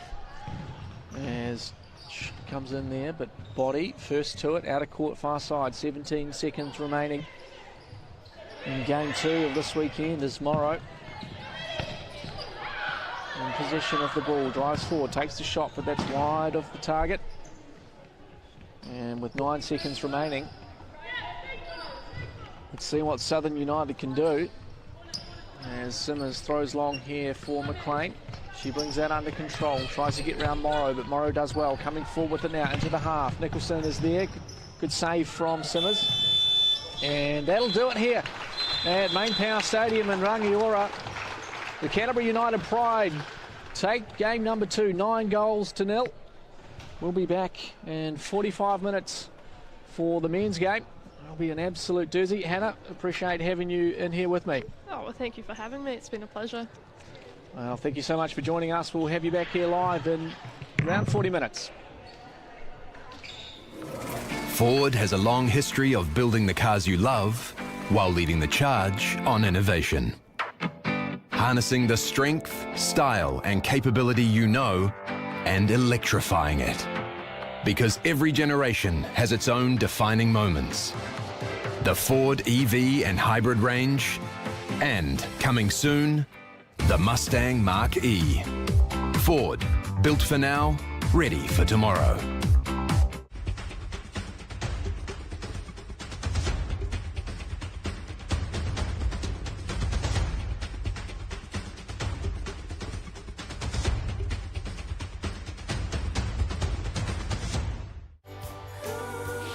Resene has been voted New Zealand's most trusted paint brand every year for the last 11 years.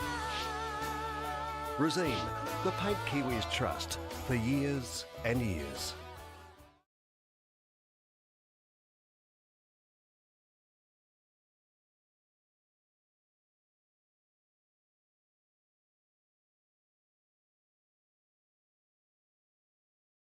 The fern is a symbolic representation for all New Zealanders and has been reimagined to represent all of football in Aotearoa, New Zealand. A circular shape not only symbolises the round ball used by all those that play the game, but also, and more importantly, represents the strength and infinite connection created by all those that play a part of the game. With each piece of the fern recognising and acknowledging those that make the beautiful game beautiful. The stalk represents our grassroots, our communities, our clubs, our volunteers and our fans. They are the foundation and are at the centre of all we do. The pinner represents our federations across the whole of New Zealand. Our federations guide and protect our clubs and communities, allowing everyone to be heard, to be represented and provide guidance and opportunities at every pathway. One brand identity with regional differentiation. Federations in New Zealand football working together to serve our communities, creating more than a game, creating a sporting whānau, where everyone is welcome.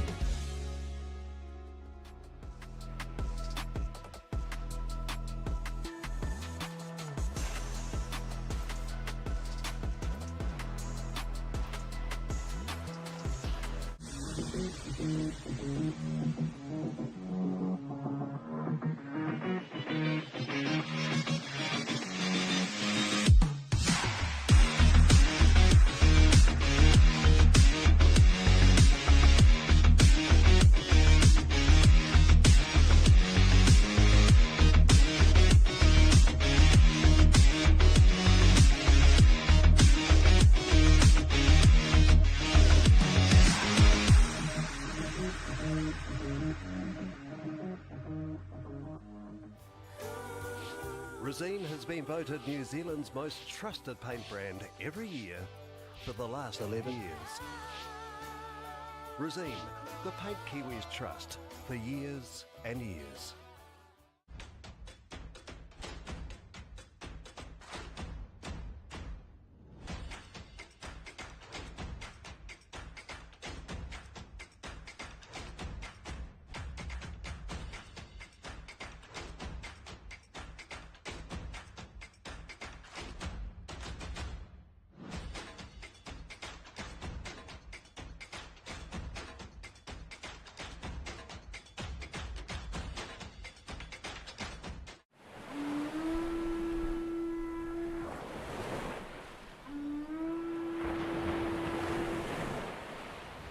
The FIFA Women's World Cup is coming to the shores of Aotearoa, New Zealand in 2023.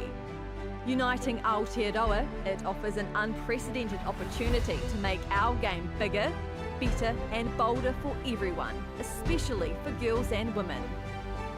Its legacy starts now.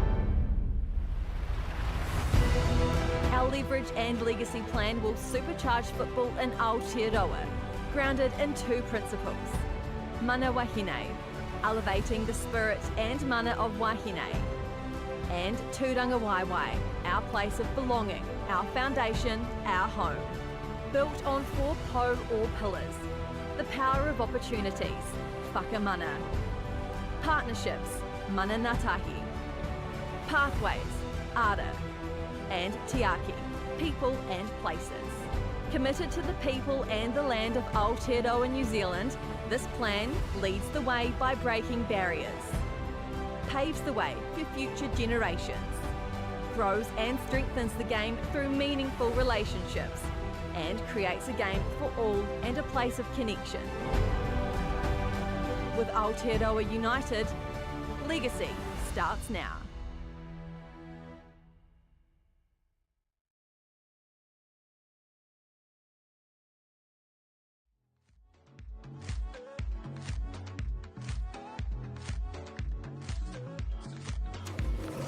Ford has a long history of building the cars you love while leading the charge on innovation. Harnessing the strength, style and capability you know and electrifying it. Because every generation has its own defining moments. The Ford EV and hybrid range, and coming soon, the Mustang Mach-E. Ford, built for now, ready for tomorrow. No mai, hoki bai. Welcome back to MainPower Stadium out here in Rangiora for day 2 of this Southern Series. The women's game this morning, Canterbury United Pride coming away 9-0 over Southern United women's side. Up next we have the men's game. Canterbury Dragons taking on Southern United men. It's a big game yesterday with the Dragons coming away with that 3-2. I'm sure today is going to be much of the same. My name's Mark Mansis and I'll be talking you through today's action. Let's see what we have in store. Well, as the players get ready, we'll take the opportunity to talk to the coaches. First up, let's catch up with the coach of the Canterbury Dragons side. With the Canterbury United Dragons coach, James Valence. James, you must have been happy with yesterday's game. Yeah, I think yesterday's game was a pretty good game across the whole for both teams. I think it was a lot of good futsal on play, and obviously credit to the boys for digging in and getting the result. So happy with that. I felt like when you went up 2-1, you dominated the game, but maybe just didn't create the opportunities that you would have liked to go ahead? Yeah, I mean, when you rewatch the video, you can look at it and say that we definitely had a good amount of possession, and we did still create some good chances. I think Fraser made some really good saves for them. On another day, maybe they go in, maybe they don't, but we need to be a little bit more clinical. Yeah. And do you think you changed much of the game plan today? No, it's the same as always. We just keep doing our job, keep playing to the way we want to play and the way that we believe Futsal should be playing. What do you think the secret sauce was towards the end there to get that goal in the last minute of the game? I think when you look at the boys' socks, they've all got a fly grip socks on. Big shout out to Danny Boys there. He definitely hooked us up. So, I think that's the secret weapon. Thanks, James. All the best today. The starting 5 for the Dragons today: Hamish Mitchell in goal. The impressive Oikawa will join Bailey, Innes and Richards in the starting 5. Let's see what the coach of the Southern United men's side had to say before the game. Here with the coach of Southern United men, Ben O'Farrell. Ben, disappointed with yesterday's result? Yeah, big time. Both teams put on a good display, and I could have gone really either way, but Canterbury came out yesterday. Hopefully a different story today.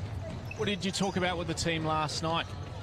We watched the game back as a team, and we talked about different areas, such as maybe our lack of rotation. Maybe we're just a bit rusty sometimes in possession, but all things you'd expect from your first outing of the season, bringing a lot of new boys to the National League. So hopefully we'll sharpen a few of those areas up today and, take the dub. I think as well, I guess the team with the disruptions around university players coming in like that, do you think that played into anything yesterday? Yeah, definitely. Having 4 players who live in Queenstown and bringing them in is tricky to integrate, but they did really well, to be fair. And all the uni boys, they are somewhat fresh, so we're still working through the rotation. But in fairness, I was pretty happy with the boys in the first outing. We created a lot of chances. Both their keepers played fantastic. Well, Ben, all the best for today. Cheers, mate. Cheers, mate. And O'Farrell starting with Hunter in goal. Herman, Sanham, Hewson and Cooper round out the starting 5. Well, the players are just doing their final preparations. Joining me in the commentary box today is again coach of the Women's Pride side, Ronan Nika. Ronan, welcome. Thank you, Mark. Pleasure to be here. Well, what did you make of the game yesterday? Hey, it was a tight affair. I think lovely to see. First off, quite intense game. Hopefully we see a bit more of that today. I think, what do you think Southern United have to do to change? I think at times yesterday they managed to find their way back into the game, but the Dragons controlled it for large periods. Well, I think the Dragons seemed fitter, if I'm being honest, and so they were able to play at a high tempo, or that high tempo for the whole game, whereas Southern, when they changed the tempo, they didn't quite control possession as much. So if they do that with their combinations, they need to make sure they have the ball. Otherwise, I think the Canterbury team, especially coming into the second half, will run over them. The players look cool, set to go here as the Southern United team break out of their huddle. Of course, looking there at the starting lineup, Charlie Bailey. Fantastic goal yesterday to get the win for the Dragons. And Oikawa, he was impressive. Goal for him as well, I believe. We're starting with both teams, starting with strong 5s. Looks like there was one change to the starting lineup for Southern United, with Watanabe on for Carlos Herman. So correction on that as the Dragons will get us underway with Richards on this near side, far side for Oikawa. Good chance here for him. Rolls around Hunter, but good save there from Fraser Hunter. Called on early as Oikawa does the business on Michael Sanham. And it will be a corner here for Innes. This is where they were dangerous yesterday, but this time it falls to the feet of Cooper. And he'll just drop it back for Sanham as they get into their rotations, but turned over again here for the Dragons. Bailey drops it back for Richards. Good movement here from the Dragons early on as they try to find a way through the Southern United defence. I'd say yesterday there was a lot of golden opportunities. The keepers both played well. As Watanabe tries to get around Cooper there, but it will be out of court on this near side. Canterbury without Luke Pritchard today. I think he got a knock yesterday, and so obviously he was starting in the first game. Southern United come forward with it now, but that falls to the feet of Richards. And it's out of court on the far side. Referee Chris Sinclair spotting that one. And it will be Sanham to get us back underway. I think Hannah mentioned in the women's game earlier, it's the first time in a while that Southern United have lost that first game. As I'm just trying to work out what that was for. Yeah, yellow card for Sanham there. It was their kicking, so I thought, was it encroachment or? I'm not sure. You know the rules better than I do, Ronan. There's a good head there from Richards forward, but it's only as far as Cooper. And Southern United will get into their rotational work. It's what the coach said they wasn't happy about yesterday, but a couple of plays there, and I think that'll be a Southern United ball on the far side. But Ben O'Farrell did say in that pre-match interview he wasn't happy with the rotation work yesterday, so I'm sure they'll be looking to improve there. Yeah, Ben's a young coach. I think he'll lean on the experienced players to help him with the tactical side of the game, having just retired from the game, unfortunately, after the last couple of years. And there's a shot coming in there from Hewson, but it's well wide of the target and out for a kick-in, I believe. He had a strong game yesterday, the number 7. Like one of the more dangerous ones, and probably, I think, a missed opportunity when Canterbury United went to 5 fouls to bring him on for that last minute. And it's Watanabe can't bring that one under control, and this will see that one roll out of court. As Bailey drops it back for him. Richards now, good touch from him, but Cooper's equal to it. And there's Oikawa. Can't bring that one under control, and Southern United's turn now to have possession. Far side with Sanham. Hewson finds the feet of Cooper. Oikawa doing good work on him, holding it up. Far side now, Watanabe. Sanham. Richards stepping forward on him. Cooper. And there's a wee mistake there as he brings it down the line. It's out of court, and I think we also missed it as well, Ronan. It looks like Mitchell is not on the court. No, I thought he might have started, but I'm not sure what's happening there. I know he wasn't feeling great after being subbed yesterday. There's an opportunity there for Southern United. It's Oikawa who comes away with it. Innes now shoots, but it's wide of the target. And Hunter happy to see that one sail across. So it is Clink in goal. As Hunter sends this one long. Good touch there from Watanabe. Beautiful control of the ball. As Sanham plays Hewson far side. Rotating around. 2.5 minutes gone here. 0-0 the scoreline. Hewson now. Opportunity to cross it across, but Cooper there couldn't get it on target. I think it was blocked there by Hemi Innes coming across. Obstructing your view with their mark, so it's a good bit of defending on the back post there from the captain. And it will be a corner. It'll be Cooper to get us back underway. Sanham just skips rid of that one, as I don't think it managed to find its way too much onto the quarter plate. As Innes now near side for Oikawa. As Hewson makes a good challenge. Clink coming forward. And a good save there in the end from Clink. And it will be a corner ball. Yeah, good early recognition from Tyler has helped the team out there. This could have been a tap-in at the back post if we allow that to play on. As Hewson will get us back underway. But it's straight to Bailey, who drives forward with it now. As he drops it back for Oikawa. Far side now for Richards. It's that first real opportunity for Oikawa early on. Since then, it's been relatively quiet for both sides. A few half chances. The keeper's equal to it at the moment. As Hunter drops short here for Cooper. Watanabe trying to dance around Oikawa. Drops it back for Hewson. Sanham. Hewson again. Press coming from the Dragons, and a good challenge there from Oikawa, but will be a Southern United ball. It's not as quick a start to today's game. It's a lot more deliberate and controlled, whereas I think everyone was excited to get on the court yesterday. It was quite intense. I suppose a few seasons missed. At least definitely both these sides missed out on last year's competition at the end of the year. Eager to get back out there as a shot blocked there by Bailey. It will be kicking near side for Southern United. As Sanham pushes that across, but it's Richards who puts something on it, and it will be a corner.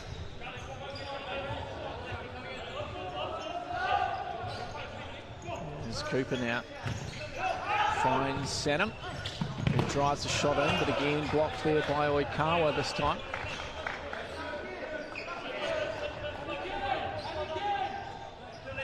Well drilled. Yes. Dragon side. There's Sanham now, far side for Wansanabe. Lays it off for Cooper, but Bailey's first to react to it. Falls for Oikawa, slows it down, far side for Bailey. There's Richards. Settles out within us, and the captain, Charlie Bailey now. Hewson, chance for him, 1-on-1 with Clink, goes round, can he shoot, misses the target. Golden opportunity there for Hewson. He did the work on the keeper, but he just couldn't get the shot on target. Just a bit lax there from Hemi in possession, got caught out, luckily for him.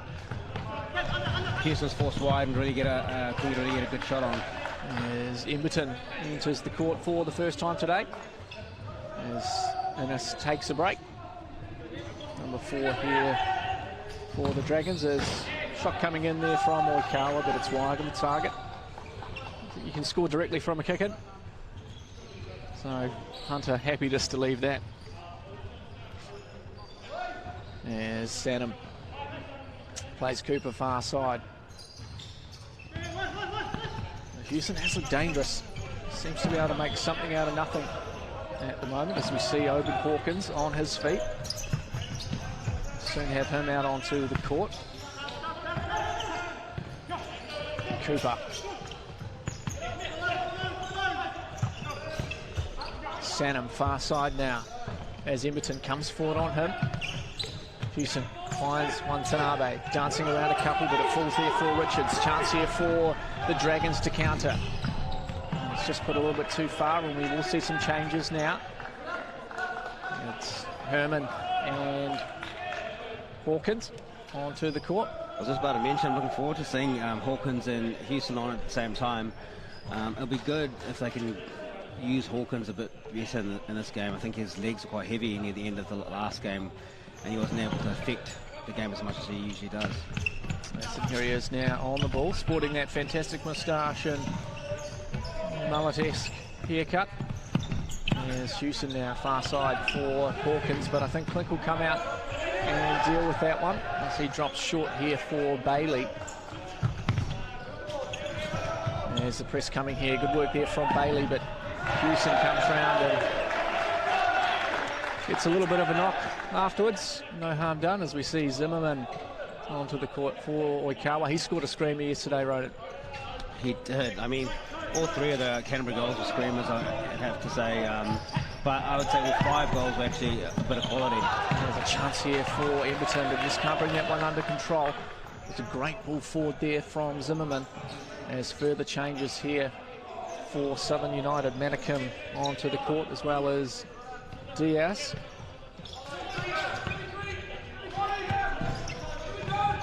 There's Hawkins now. Far side for Diaz. Manikim flicks down the line for Herman, but Clint comes forward. But he does enough to get on it. Chance here for the turn of Diaz. Good save there from Clint.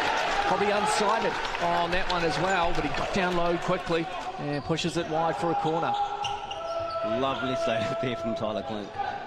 There's a shot coming in from Hawkins. It was, falls there for Diaz. Still Herman now, battling. Diaz, good challenge there from Zimmerman, and he wins the kick-in. Far side for his side. Strong work here on defence from the Dragons. It's a very interesting start to this game with Canterbury almost allowing Southern to hold on onto the ball. not putting them under too much pressure, and Southern pressing high. Kind of the opposite to yesterday. As a challenge from Mannequin came there on Richards, but it will be a keeper's ball. As we also see Mitchell onto the court for the first time, the number 13, sitting up top. As they drop short here for Emberton, Richards. Far side for Zimmerman, he goes long. It's a great ball, but Hunter equal to that. And clears that one away. 4 minutes gone here, 0-0 the scoreline, no fouls from either side. As the Dragons in possession, far side now for Mitchell. Emberton tries to find the feet of Zimmerman. That pass is wide and it's out of court. See the way Carlos Herman heads up top. Canterbury allowing Southern to dictate tempo, I think just plays in Southern's hands. I think they need to up the game to force some mistakes. As Mannequin now on the halfway line, passes to Hawkins, turns nicely, centres the ball across the base of the goal, and DS couldn't get anything on that, but a little touch on the way through. Will be a corner ball here for Southern United. Mannequin, Hawkins, already starting to find his feet in this game is the number 17, Oban Hawkins. Near side now for Mannequin. Herman, what can he do in this situation? Tries to turn Emberton and does well there to hold out Carlos Herman. It will be a keeper's throw. There's Mitchell on the ball. A full press coming here from Southern United. And Zimmerman does well. Chance here. Good save from Hunter. He was down low early. As he gobbles that one up. Good save from Hunter. Great work from Zimmerman there, holding up the ball and creating the opportunity out of pressure. What you want from a target. Hawkins now uses Diaz. Inside now for Hawkins again. Couple of step overs there, almost falls over himself, but manages to push that to Diaz. Here he is again, Oban Hawkins, Mitchell on him. Shot comes in, but blocked there from Mitchell. Out of court for a corner ball. Entertaining first half so far as Hawkins gives it off to Mannequin. Bit of space for him as Cameron comes forward. Good battle there between Zimmerman and Herman. And it's out of court on the far side. As much as Southern are controlling possession, they're going to want to take advantage of that with points on the board, or goals on the board, I should say. So let's see how it pans out. As Cameron holds that up nicely and drops it back for Zimmerman. As he comes near side for Zimmerman again. Trying to find a way through this defence. The Dragons. Cameron finds Emberton. He steps inside. Far side now for Zimmerman. Tries to drop that for Cameron. Gets there eventually. Chance here for Mitchell to shoot. He does. Little touch and it's off the post. Chance again and missed. Golden opportunity there for Cameron. And he can't hit the target. That ball was wobbling all over the place. Took a couple of deflections. Made it quite hard for Fraser Hunter in goal. And then again for Cameron to finish. I'm sure Fraser Hunter will chalk that up as a good save. As he just pushed that one into the post. I think we'll give it to him. I mean, it's really hard when it takes a deflection after you commit it to the save. As Zimmerman now jumps on the loose ball, but misses out again. Still fighting hard. There's the number 14 for the Dragons. Pressure covered and forces the error here from Southern United, and it's out of court on the near side. It's exactly what Canterbury need to do. As Mitchell plays down the line, shot comes in again, but pushed away there by Mannequin. Coach O'Farrell pointing in all sorts of directions. As we do have a kick in here for the Dragons. It'll be Cameron who leaves it there for Zimmerman. Down the line for Cameron, back for Zimmerman again. Emberton. Shot comes in, easy for Fraser Hunter. As he rolls near side for Hawkins. Diaz. Mannequin. On Sanabe. Hawkins. Work there from Diaz to keep that one in. There's a bit of possession now for Southern United. unfortunately, just a little bit of miscommunication there, and the ball rolls out for a kick in on this near side.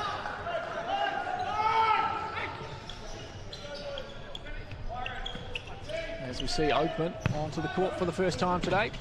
Number 19 on the ball now, chips forward for Mitchell, but just a bit too much on that. And it's easily through to Hunter in goal.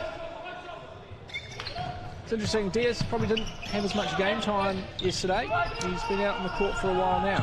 Yeah, I was just going to comment on that. I think it's his first time playing futsal in the country at this level, and they probably just used yesterday for him to get used to the game. As we see Sanham back onto the court for Southern United. Far side now with Diaz. Hawkins. As Hawkins can't quite find Diaz with the ball there.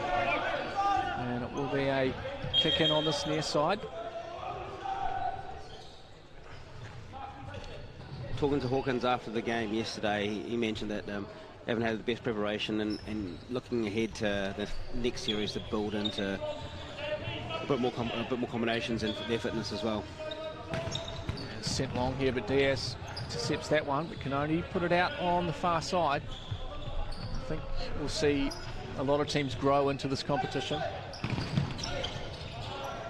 It's, you know, historically this first series is, I think back when you were coaching this team, you did win this one, and then or maybe you lost it but then went on to win the competition, the first series. Yes, I mean, we've always struggled against Southern. My good friend Darren Hart always had one over me when he was Southern coach, so yes, table's kind of turned a little bit at the moment. There's a chance here for Cameron. He can't get around Diaz, who does well, falls here for Zimmerman, shoots, but that's wide of the target. And another shot coming in there, really hitting the target with a lot of force at the moment. The Dragons, as we tick to 9.5 minutes remaining in this first half, still 0-0. Different from yesterday, that's for sure. Early goal for Southern United. Tight two teams, a chance here from Watanabe. Chance! Ah, what a save there from Mitchell. Out of nowhere. You'd probably back Oban Hawkins to score from there. I think he thought he had a lot more time. Got to love that last line defence from Mitchell having his keeper out. A couple of times yesterday as well. I think they saved off the line. Still with Southern United here is Cooper dancing around, but only finds Cameron, who just says, let's just slow this down a bit, and sends it out of court.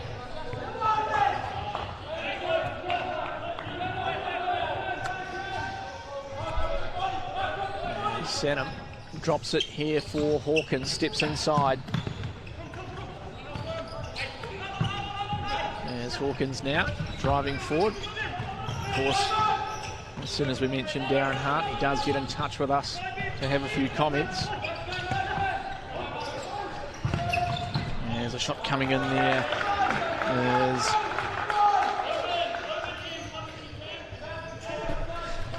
pushed wide, and it will be a kick in on the far side for Southern United. As Sanham now, near side for Hawkins. Oakman coming forward on him, no way through at the moment for Oban Hawkins. Sanham steps over as well, good challenge there from Mitchell. Double team coming now, but Sanham does well. As Watanabe does well to get away from that one. And we're with Hawkins now, good shot there and a good save from Klink. As he had to put a hand on that one, just parry out of it.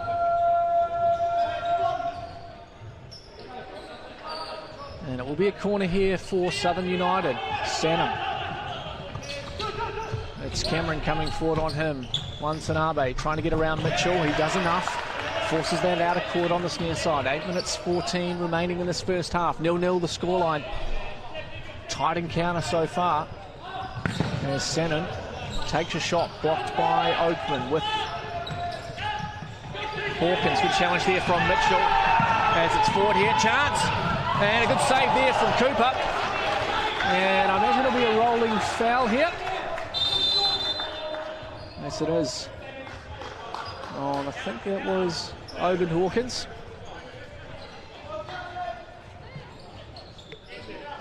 This is yesterday where it was dangerous for Southern United from these set pieces. As Gupset now onto the court. Zimmerman driving forward, space opening up for him. Chooses to pass to Oikawa, who can't bring that one under control. And it will be a keeper's ball here. Sanham. Stanley onto the court for the first time. Cooper tries to play down the line, gets around Oakman. Stanley, good work there from... Chance here for Hewson, shoots, good save. Still there though. As Zimmerman gets rid of it. And I think they'll have a rolling foul here eventually as well. So that'll be the first foul for the Dragons. And we do have a kick in here as referee Chris Sinclair does make the call. I think it was a handball.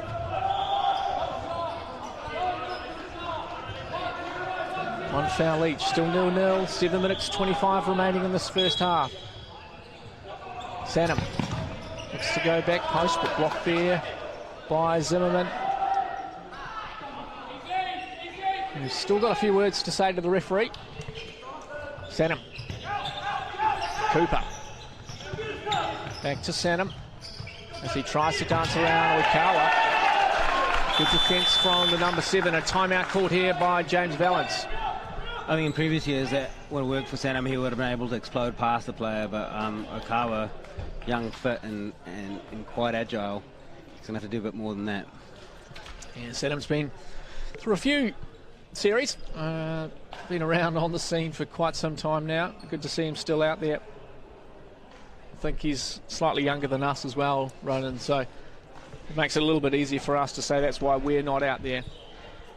But I'm yet to see Sanham out on the Misfits Wednesday night mixed futsal side. That is true. He may have to start a Dunedin chapter of the Misfits, if possible. But yeah, I think we know our place, which is a not on the court mark. That's right. We'll stick behind the microphone where we can comment on how people are playing and not have to put any of that into practice ourselves.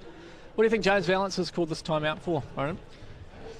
I think he's going to want to have the ball a bit more. They've allowed Otago a lot of possession, and I think that plays into their hands. So maybe step up the pressure, but force some mistakes like they did with Hawkins early on, which almost created an opportunity, and maybe defend high up the court.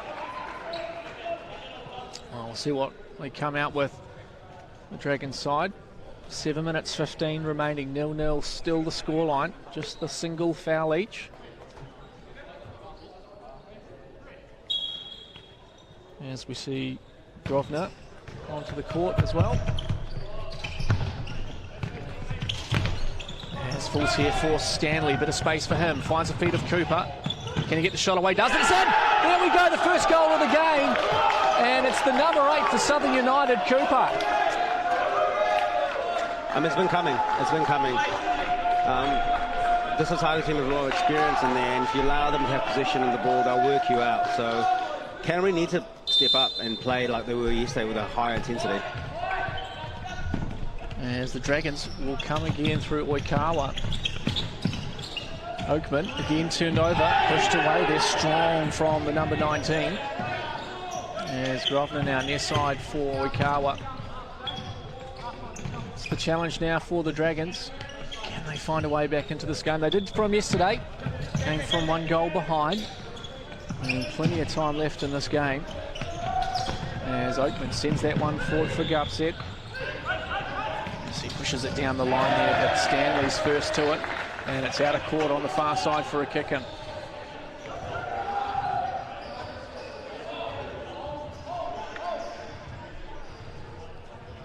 Six and a half minutes remaining here in this first half. 1-0 the scoreline. Shot comes in, save there from Hunter. As he just parries that one out of the court on this near side.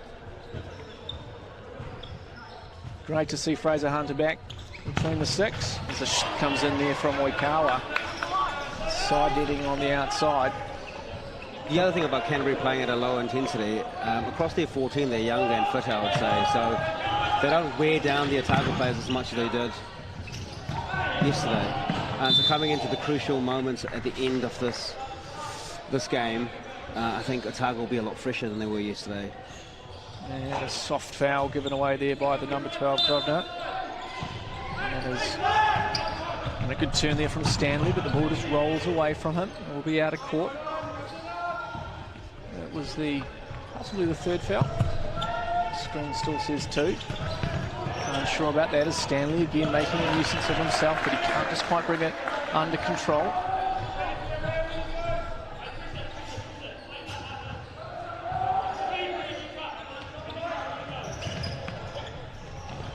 Sanham now brings that one under control. Moving forward is Hughes, a bit of space for him as he gets away from one. And no foul, says the referee. Good run there again as Stanley again making a nuisance of himself. It comes near side for Gupset. And it falls there for Hewson, one-on-one here. He pushes it wide, gets the shot away, good save by Klink. And is asking the question about why there's no foul coming. And still going here is Oakman, and it's out of court finally.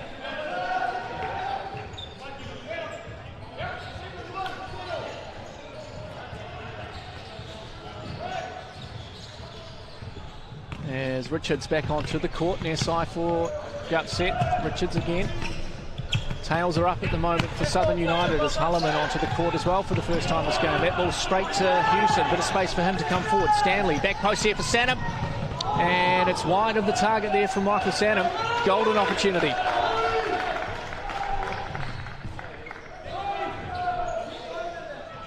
It's not often you'd see him not hit the target from that range, but definitely a momentum shift at the moment, Ronan. Yeah, I mean, we were talking about momentum shifts from yesterday to today, definitely. I think Otago have controlled this whole half. Canterbury haven't had too much more in transition moments.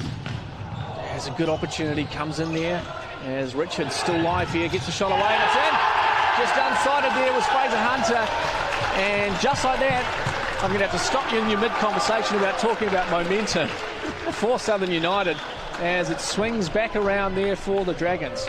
I was literally just about to say, for all one of the positives for Canterbury is for all the ball that Otago have had, or for Southern have had, I should say, they only have one goal. And just like that, it's 1-1. Well, with just under 5 minutes remaining in this first half, it's back to 1-1. As we also see Gustavo enter the court for the first time, as well as Willett. As Hawkins now, what can he do? See if they can restore that lead for Southern United. So that was against the run to play, Ronan. Yeah, I think it's interesting that they've put Willett and Gustavo on in a crucial point of the game. I don't think they had the best of games yesterday. And leading into the half, you wanted to take in that momentum. As Hawkins now drives forward, uses Gustavo on the far side as he tries to get around Oikawa. It's Oikawa coming forward with it now, jumps around one, still going as Oikawa, chance, go! Oh, what a run from Oikawa. And just like that, the Dragons lead 2-1. As I was saying, Gustavo loses the ball on the flank, quick counter, goal. Having controlled most possession, 2-1 down. And that momentum shift we spoke about in the favour of Southern is clearly being proven wrong. True commentator's curse, that one. As Hawkins now will get us back underway. Far side for Gustavo. Stanley uses Hawkins as he tries to get around Grosvenor.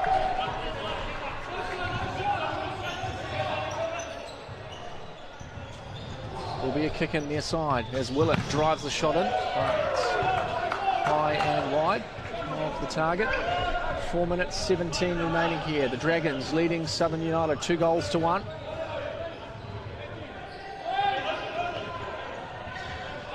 Come to life in this last 5 minutes of the game.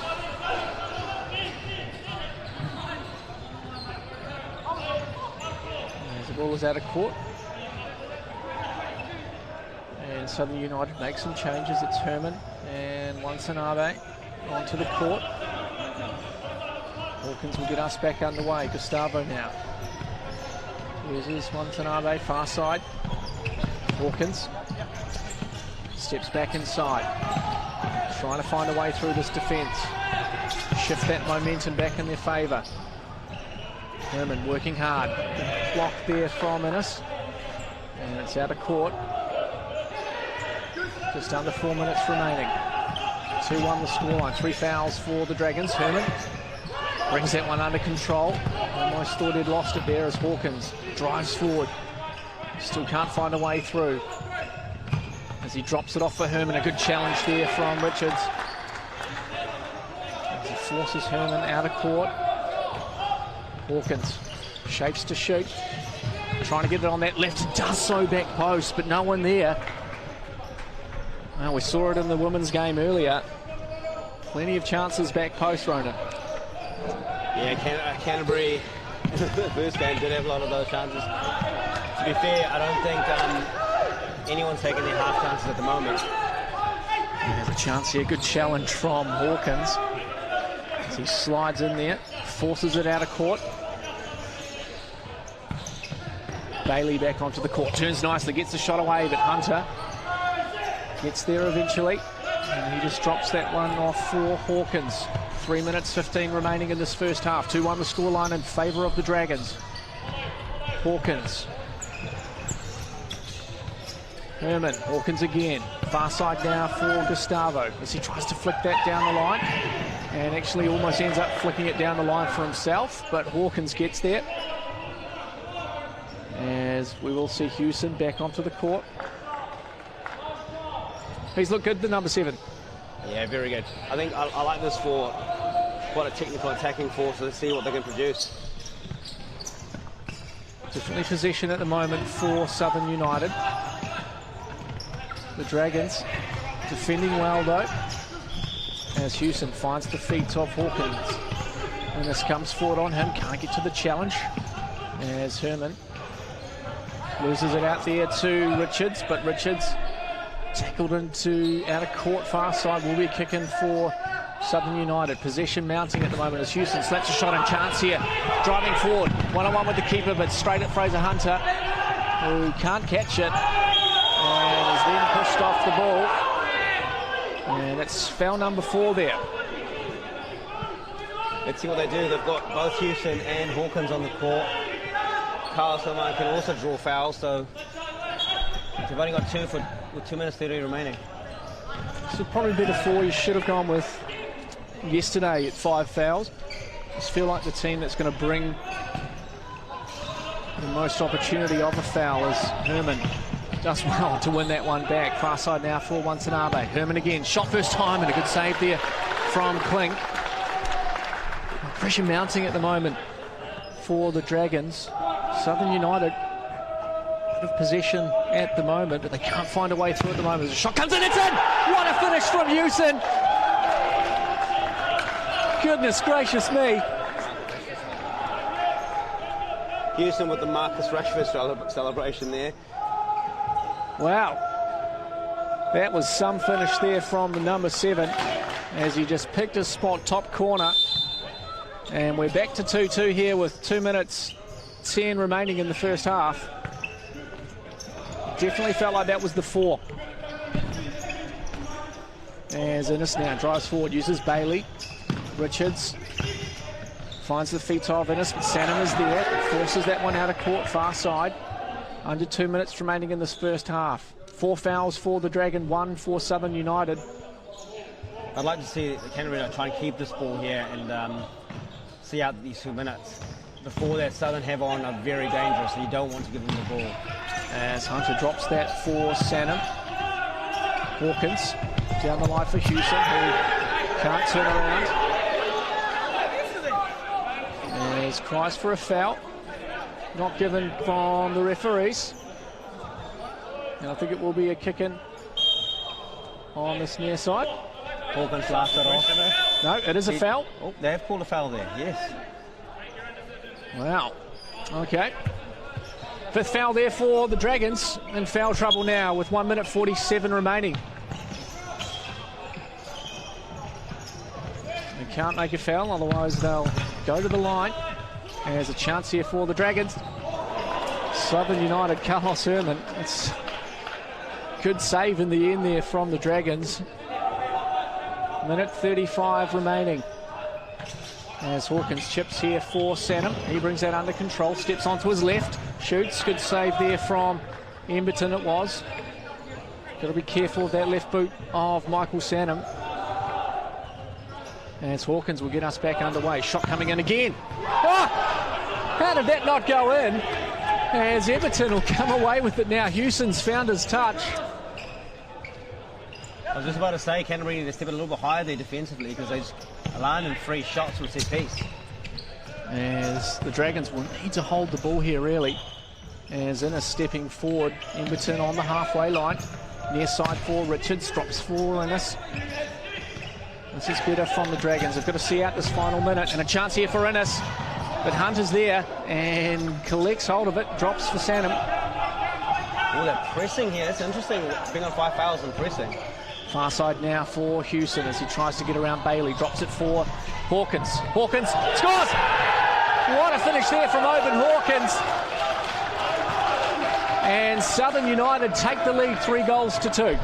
Like I said, very interesting Canterbury pressing there, being on 5 fouls. They couldn't overcommit, which allowed that space and the pass to go through. Very good goal from Southern United and good finish from Hawkins. Wow. What a seesaw it's been at the moment. Southern United up 3-2, 30 seconds remaining in this first half. The Dragons, I just want to see this one out. 5 fouls makes it dangerous. Chance here for Innes. And a good save off the line there from, it was Hewson. Hawkins coming forward with it now. Sanham pushed out by Richards, far side. 13 seconds remaining. Dangerous from the Dragons on 5 fouls. Hawkins was roaming through there. And here's Hawkins now coming forward. Bailey stepping around, trying to beat players now. That's a silly foul. Silly foul from Charlie Bailey. Going away from goal there, heading towards the sideline, 5 seconds to go. You don't need to make that challenge. Oban Hawkins knew exactly what he was doing there, and he just tempted Charlie Bailey into it, and Charlie Bailey couldn't help himself. So now Carlos Herman gets a shot against Clink. These are still tough to score. Very tough, but if you want anyone taking it to me in a penalty, that's Carlos Herman. I remember him talking to me about it years ago when we were playing together, Southern United, and he knows exactly where to put the ball. Let's see if he can execute. Carlos Herman, Tyler Clink in goal. He's got to get big. As Herman steps up and just slaps this one. A good save there from Clink. And 4 seconds remaining, good save. Kind of in that spot where you probably don't want to go. Sanham has a shot now, and a good save again from Clink. There'll be another corner here for Southern United with 1.4 seconds remaining. I think you'll find Charlie Bailey deflect that over the crossbar there, Mark. Well, made up for it after that challenge as Hawkins steps up on this one, slams it in.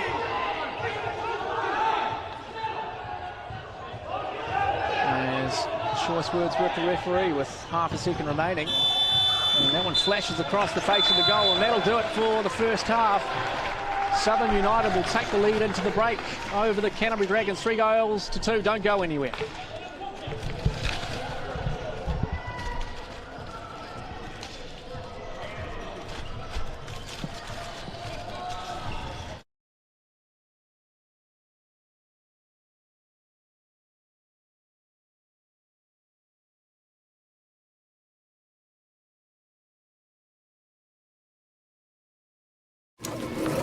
Ford has a long history of building the cars you love while leading the charge on innovation. Harnessing the strength, style and capability you know and electrifying it. Because every generation has its own defining moments. The Ford EV and hybrid range, and coming soon, the Mustang Mach-E. Ford, built for now, ready for tomorrow.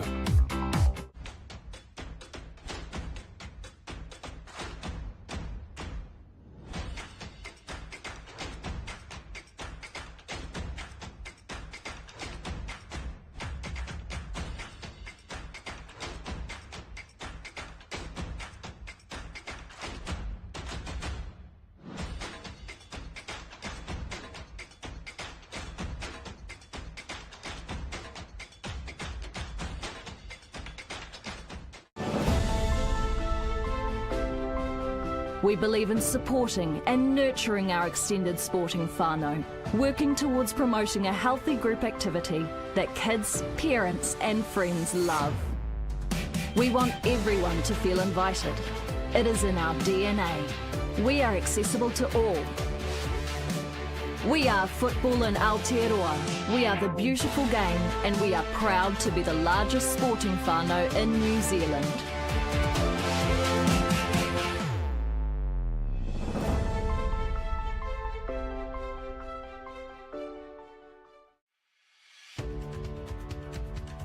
At Ford, we're always looking towards the future. So while we're proud of our range of vehicles, we're even prouder of being the first company to support not only the football ferns, but the next generation. And the legends we grew up wanting to be.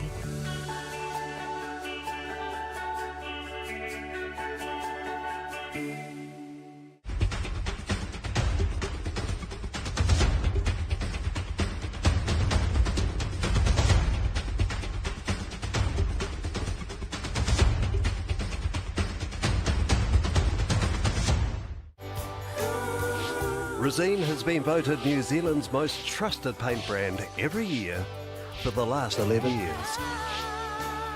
Resene, the paint Kiwis trust for years and years.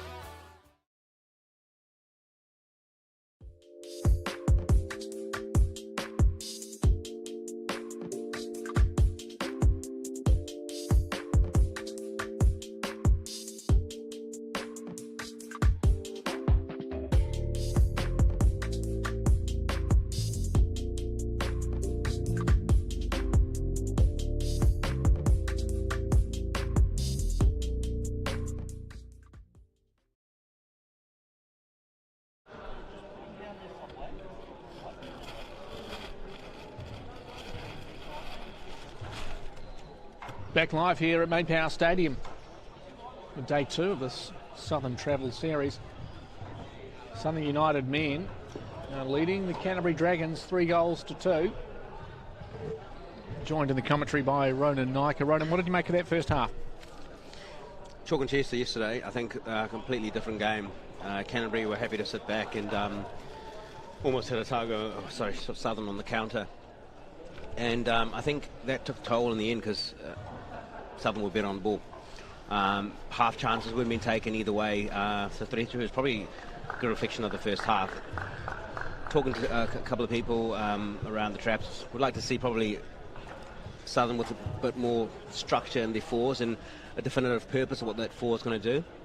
Maybe Canterbury, like I said, to step higher, put more pressure on the ball, press a bit higher and try and make them make mistakes high up the court. Then when they do have the ball, get into a bit of sustained possession. I guess two young, or I won't say young, but inexperienced coaches for both sides. Potentially, I'm surprised by James though, James Allens. I think he would recognise how well they did last night, and I wonder if it's because they played at such a high tempo that the legs might be a bit heavier today, so he's trying to manage that through. Yeah, well, as time at the half here expires, we can give the players back onto the court as it is going to be Hunter back in goal, Cooper, Hewson, Onsanabe and Sanam on the court for Southern United. Well, the Dragons are yet to return. Conversation still going, as we can see it's Pritchard hobbling on the side there. Heavily strapped ankle by the looks of things. As out onto the court do come the Dragons now. It's Emberton, Bailey, Innes, and Richards, I think. And Clint still going in goal. We talked about it last night, Mark, yesterday I should say. Coaches will be a crucial part of who decides the game near the end of that second half. And I think in this half here, what the coaches do are also going to determine the result. Especially with the combinations they're playing and how and where they're playing in the court. As Southern United will get us back underway here.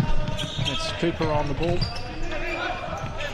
And early on, the Dragons coming out and getting in the faces of Southern United as Innes now goes forward. A good challenge there from Sanam.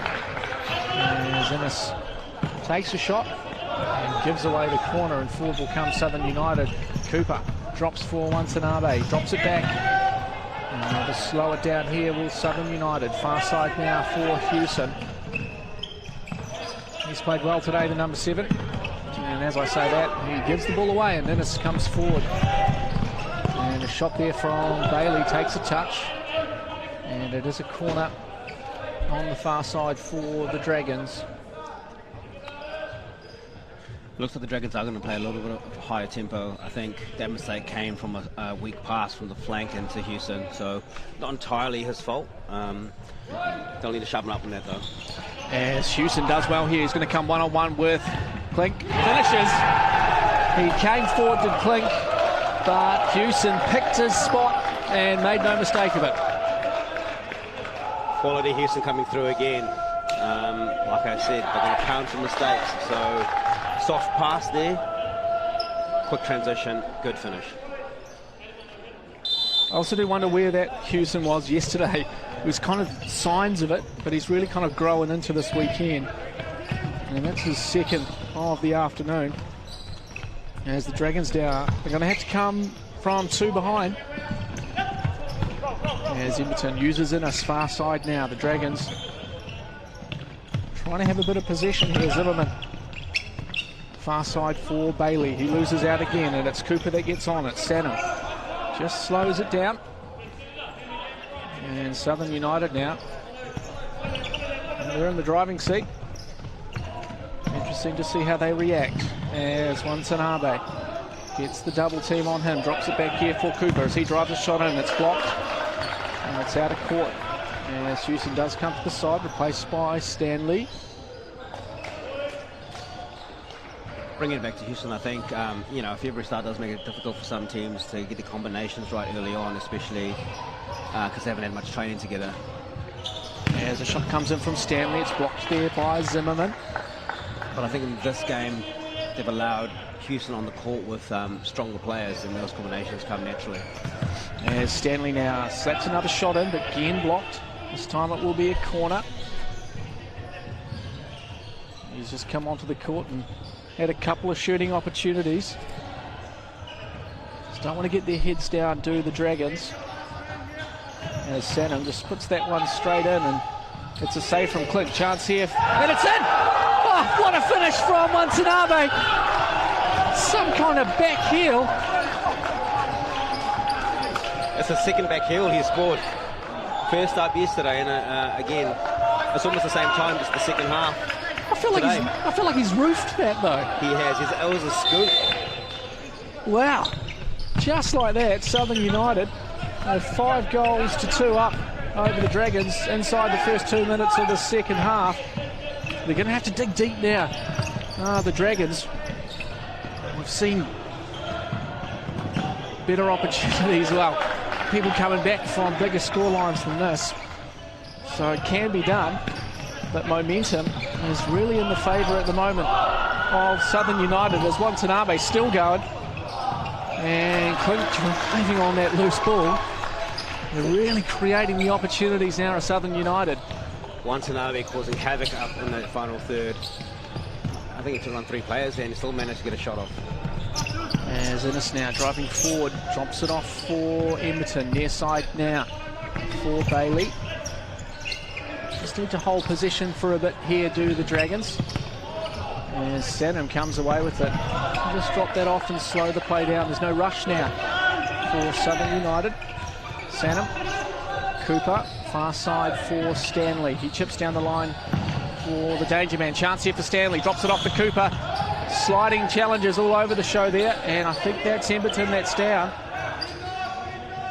And we might need a bit of a pause and play here.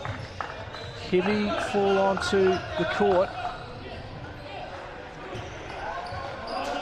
Well, we have a bit of a break and play. I think it's going to be a true test for this young Canterbury side. We talked about it yesterday, but in past seasons we've struggled, or Canterbury have struggled with game management and that experience. So they've got plenty of time left in this half in this game. It'll be a good test to see where they are in that evolution. We talked about it. Southern may have not may not be as fit and may not have had as much preparation as Canterbury, but they've got experience in the squad and that game management and awareness of when to take this opportunity. So I feel there's still plenty to go. 5-2 in the futsal game. Let's see what Canterbury do. 17 minutes remaining as we see Emberton back on his feet and takes his spot on the bench. He's replaced by Oakman. There's plenty of time for the Dragons to get back into this one when that momentum shifts. It does change the game. For the time being, just a little bit of possession. Guilty of giving the ball away a little bit too easily, which is where Southern United are really making them pay for it on the counter. As Clint sends that one as far as Hunter. Just drops it off for Herman. The other thing though about time in a futsal game, it can go down very quickly. As Stanley tries to turn there on Innes, but it's out of court on the far side. Kick in for the Dragons. It will be Cooper who will walk over to take this. Drops it here for Sanham. Stanley. Sanham again. Oakman comes forward on him. Drops it back as far as Hunter. And they'll start again here, will Southern United. As Cooper can't get on that, as Innes sees that one out of court on this near side. Zimmerman now. I think one of the other things I've noticed, Roden, Richards played some big minutes yesterday. Slightly less today as Bailey. Opportunity. And there you go, there's one back for Zimmerman. Great play from Charlie Bailey. And he finds the feet of Zimmerman unmarked. That was interesting. It was almost like slow motion. I looked like someone fell asleep and Zimmerman was standing on the back post free for a long time. And just like that, the Dragons keg one back. 5-3 now in favour of Southern United. See if that helps them move forward a little bit more as we see Hawkins back onto the court as well as Diaz. Canterbury just aren't picking up the trigger suppress as quickly as they did yesterday, which allows Southern to get out of some dangerous positions. Yeah, Zimmerman now, near side for Innes. Carlos Herman on him. As Bailey tries to offer the screen. And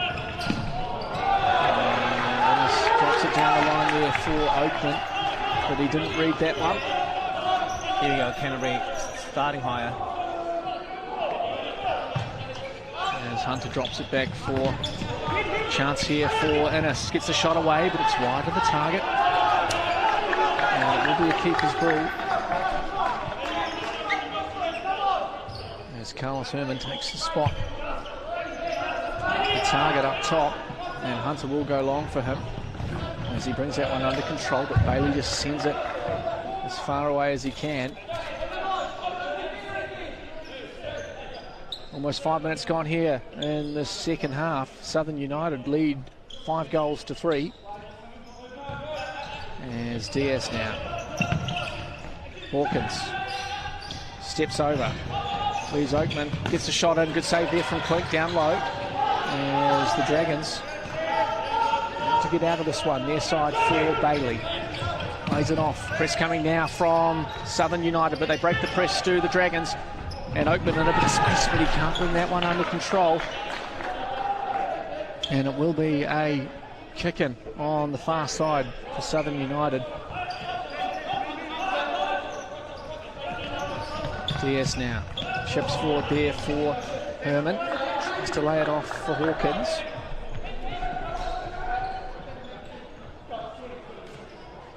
There's changes now coming. It's Cameron on the court. As Diaz does well there, flicks it up over the top of the advancing Cameron. Near side for Stanley. Herman's back post it unmarked, and that's unfortunate. And an own goal there for Cameron. The challenge had to be made because Carlos Herman was lurking at the back post, but unfortunate there for the Dragons. Yeah, again, I think the communication there was quite low from Canterbury organisation-wise. If you can't hear it in his voice there, I think Ronan's slightly disappointed about that goal. So I'll take over from him as we see Cameron working hard to make back for that as he tries to drive past Diaz and earns the corner. And it will be an opportunity here for the Dragons as Cameron lays it off here for Zimmerman. Across the face of the goal there, but Bailey just can't do anything with it. As Hunter will get us back underway. Far side now for Hawkins. He uses Diaz. Cameron stepping forward, chips forward for Stanley. He brings that under control, steps around. Great work here, Diaz. And, it was Watanabe arriving at the back post, and the Dragons have survived that golden opportunity. Southern pressing now as well. It's a great sequence of play from Southern there. And the press works as the Dragons give up possession. It's out on the far side. It's just fascinating that, I guess, the difference a day can make. I just think that Canterbury have allowed Southern so much possession and allowed them to build into the game. As Willett now onto the court near side. Zimmerman trying to deal with him, but he gets away. Gets the shot, and a good shot as well. From that type of range. But it's Clink who's equal to it and just parries that one away. Southern just have the confidence across the court now. Willett even striking the ball pretty well. And Hawkins takes another shot, but that's wide of the target this time. And it will be a keeper's ball as Richards comes back onto the court, as well as Oikawa. As Gupset tries to find the feet of Oikawa, but it's forward here for Hawkins, who drives forward, uses Watanabe. He flicks it past, but he can't get it around Richards. And it falls for the Dragons. There's a full press coming now from Southern United. Diaz heads for Hawkins, but it's Cameron who gets there first. Chance here for the Dragons on the counter, but Southern United do enough. 13.5 minutes remaining in the second half. Gupset steps inside Diaz, but manages to get a challenge on that, and it will be out of court. No fouls this second half. 6-3 the scoreline as a shot comes in, but blocked there by Willett. And it will be a kick in on this near side.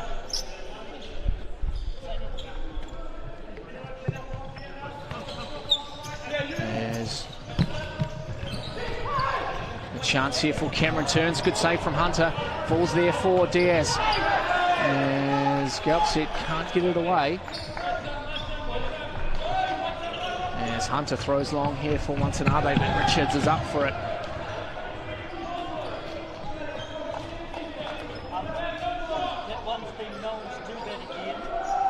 As it drops here from Sanham, he takes a shot and there's a save there from Clink. And a corner ball here as Hewson back onto the court for Southern United. A couple of goals already today. Sanham. Willett, far side now for Watanabe. Drops it for Willett. Cameron stepping forward on him, flicking it forward there, but it's off and out for a kick-in.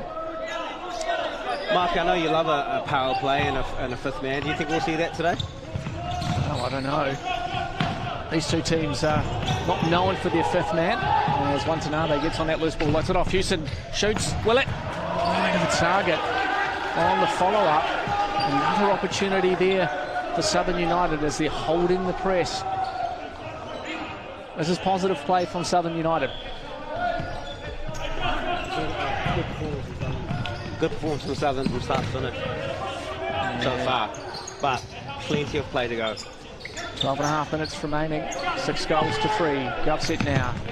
Challenge comes in from Willett as Sanham does well, as Bentley still going there as Gupset again.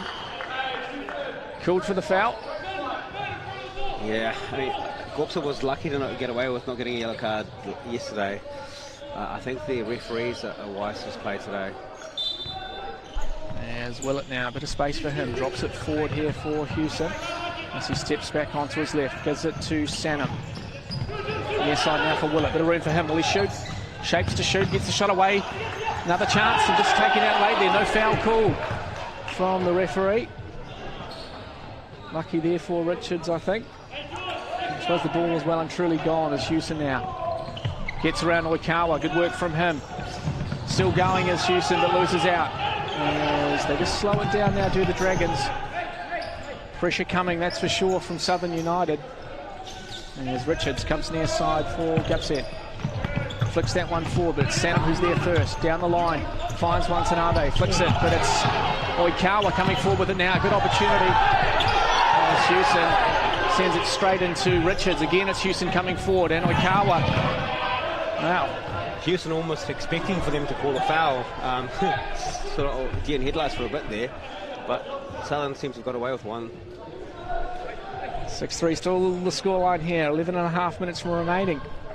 Just the one foul for the Dragons. As Richards comes near side for Oikawa. Trying to find a way back into this. The Dragons, good ball forward here. Oikawa can't get around Fraser Hunter though. And we might have to stop there. It's not a challenge that you'll be winning against a goalkeeper. Yeah, I mean, you'd almost think that Fraser Hunter was second favourite there because his boot went into Fraser's guts. I think his ankle must have been caught up in the ball when he landed. Well, I mean, to be fair, Ronan, when I do say Fraser Hunter, the first thing that does come to my mind is abs of steel. So, to be honest, not surprised at doing that. Well, he is a clean eating, clean living hunting machine, is he not? That's right, he is. And again, great to see him back in the country. Southern definitely missed him over the last few years. It's good to have him back. As Oikawa is back on his feet, so that's good. No harm done. And we're back underway here with Southern United as Houston steps forward into the half. As he tries to find the feet of Sanam on the far side, but it's out of court. Will be a kick in now for the Dragons. Richards. Far side for Oikawa. Gustavo onto the court again. First look for him in the second half. Richards finds Mitchell. Press coming now from Southern United, forcing them back up the court as Gupset does enough. And a foul call there from Michael Sanam. That'll be his second yellow of the game. So that'll be a red card there for Michael Sanam.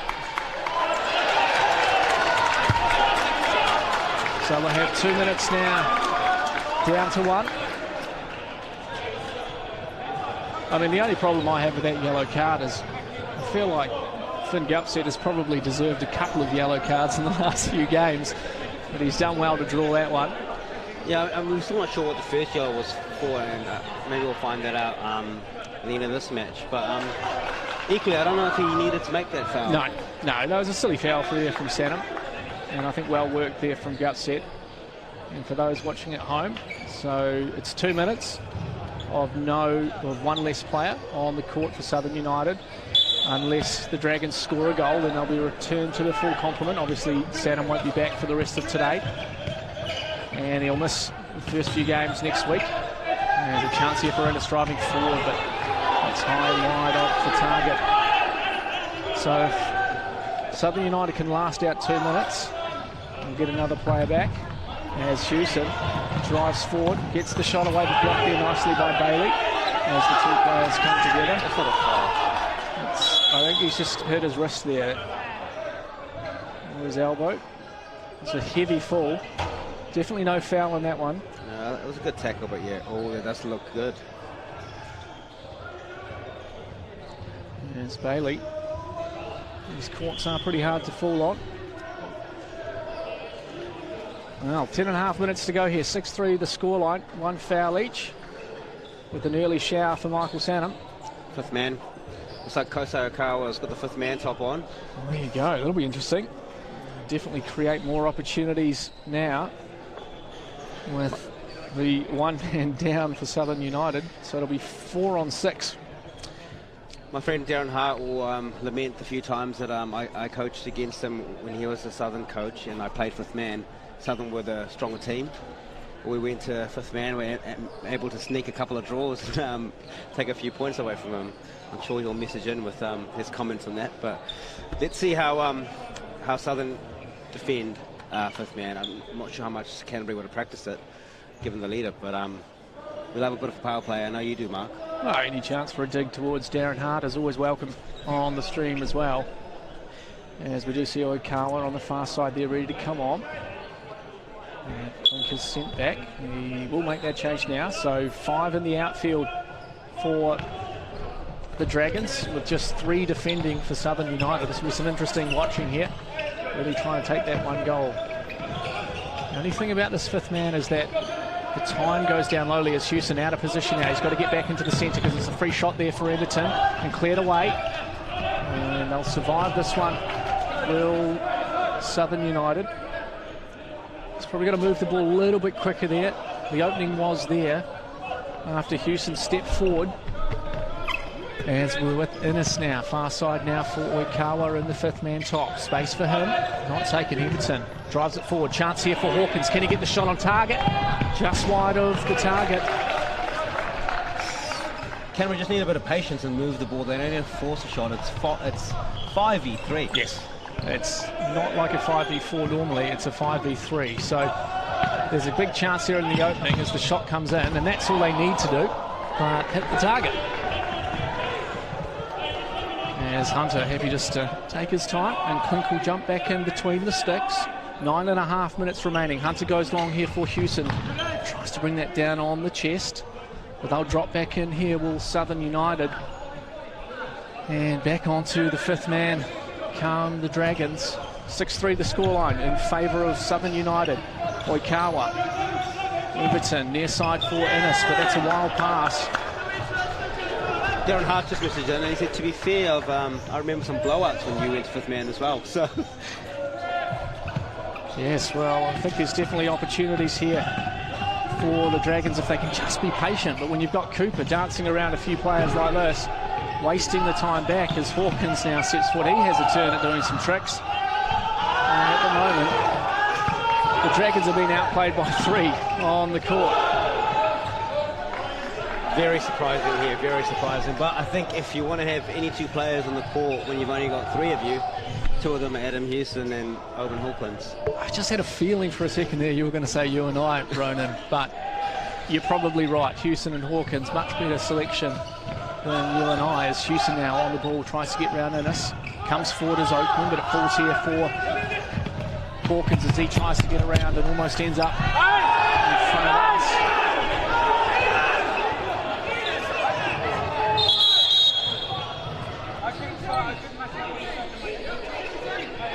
As Open Hawkins showing the yellow card for throwing the ball away there. Surely you can be a bit more subtle about that. Yeah, I think it's just a slide in or something, end up in front of us in the commentary box here. They're really holding them out at the moment, and they must be close to returning to the full complement. And it's back to 5th man now. Oikawa finds Richards. It's a block there from Cooper. Owen Hawkins is just to go over and give him the commentator a cheeky smile. He knew exactly what he was doing there. And they are back to the full complement now. And they're kind of caught out a bit here, the Dragons, unless they want to be at 5th man. But a timeout wouldn't be a bad idea here for James Valance, just to reset things up as the player comes back. So well done there to Southern United. They survived. And I imagine there's Clink back in goal now. So Cooper comes for a rest, replaced by Manikin. 8.5 minutes remaining here. 6-3 still the scoreline. 1 foul each. As Southern United have lost Michael Sanham. Second yellow. He won't be back today, but they did survive the 2 minutes down a player. As the Dragons missed opportunities there, Ronan Nike. Yeah, very much so. I think it's interesting that the way they play that 5th man. A bit naive, I'd say. Now, something for the training ground or the training court.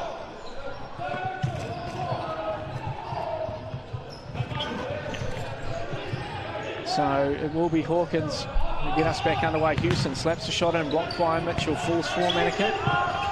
And a bit of a misplaced pass there, but Richards won't be able to keep that one in. So gives up the chase. As Mannequin drops here for Hewson. He goes long, trying to find the feet there of Watanabe. 8 minutes remaining here. Far side now for Emberton. Uses Oakman. As Watanabe ends up on the ground. Good ball forward here for Mitchell. He does well to bring that under control. Back to Richards. This is better from the Dragons, holding possession. As they go back to fifth man, as Oikawa on the far side now. 7.5 minutes remaining. Can they peg one back here, the Dragons? We've seen it happen before. 3 goals is not a huge lead, and with that fifth man, creates that overlap as the chance here comes in, and Hewson, I think, does get a touch on it. And as they come, the shot comes in, it's blocked there by Mannequin. And it is Watanabe who chased that one down. Better there from Canterbury, just that quality of the final ball will hopefully create a genuine chance. But Southern are defending really well. Inside now for Richards. Think about when you go to fifth man, the ball's in place, that time does tick down. And it does create the opportunities for this example right here as Hewson goes for goal, but it's wide of the target. And the Dragons survive. There's a bit of a press coming now from Southern United, forcing the Dragons back, but they're out of it. And they'll sit back up here, will Southern United on defence. Oikawa, far side, drops for Emberton in the middle. Mitchell now. Over to Oikawa, who flicks it in, but it's Hewson that's there, and he gets to it first. 6.5 minutes remaining now. 6-3 still the scoreline. What can the Dragons do to get back into this one? Back and forward at the moment. Patient build up here from the Dragons. Trying to find that way through. Mitchell, challenge there from Hewson. And it's out of court. Get us back underway. Exciting stuff here at MainPower Stadium. Yes, we'll be back here in a couple of weeks. In the area, come down and watch some futsal action. There's Oikawa now. Plays that to Oakman on the far side, and it's out of court. Canterbury boys need to get their head up. They're missing opportunities through the middle. Passing channel is opening up, but it was almost like they're premeditating the pass before it comes to them. Ball back here for Oikawa. Got to be careful of a touch here. As Richards drops it down here for Mitchell. Back in the middle. Oikawa slaps it out. Nice there from Richards. One-on-one with the keeper. That was the chance. And the press has got to come, but Hawkins expertly gets out of it. Reid Hullerman onto the court, plays it forward for Watanabe. Forward now, Hullerman. Good challenge there from Richards as he comes forward with it. Yes, Mitchell on his outside, goes himself, gets a shot away. Side netting. That channel that Oikawa found just before is opening up on both sides, so they need to play that early if they get an opportunity to play fifth man again. As DS now back onto the court, has flicked down the line here, but Hullerman might be able to keep that one in. Will be a kick in on this near side. Changes now. Zimmerman onto the court for Mitchell. Far side now for Zimmerman. Oikawa back into the fifth man position. Richards need to set themselves up here properly to the Dragons. As Diaz steps forward. Hullerman. Oakman. Back post, and Hunter does enough. He can get this one forward quickly. Chooses not to, but they are going to send it forward. Diaz. Oh, good head there from Emberton. And the Dragons in possession of the ball. 5 minutes remaining here. 6-3 the scoreline. Holding on at the moment, Southern United. Zimmerman tries to get it round Hawkins, but can't. It's out of court on this near side. Corner ball. Emberton. Far side for Oikawa. Drives it in. Near side for shot. Oh, side netting there from Richards again. They are creating the opportunities at the moment, the Dragons, but they just can't finish it. As they go long here. Good work there from Emberton to step in front of it. Zimmerman plays for Emberton, who shoots, but it's blocked there by Diaz. Good defensive work from the number 11. 4 minutes 39 remaining as Innes back onto the court, replaces Oakman. Good possession though for the Dragons at the moment. Oikawa, Emberton, Innes, Zimmerman. This is better, moving it. As the block comes in there from Parliament, and I'll just let that roll away. 4 minutes 20 remaining here in the second half. 6-3, one foul each. Doesn't take long to score a goal in futsal, so anyone's game still. Far side now for Oikawa. He comes across in a shooting channel open, but not quite the right shot. Yeah, that channel keeps on opening up to the opposite flank. They need to hit that early. They're allowing Southern to get across and block it. As Oikawa drops here for Emberton. Near side for Innes. Back for Emberton. Patient play here from the Dragons. Can they find a goal? Emberton drops for Innes. Chance here for Richards.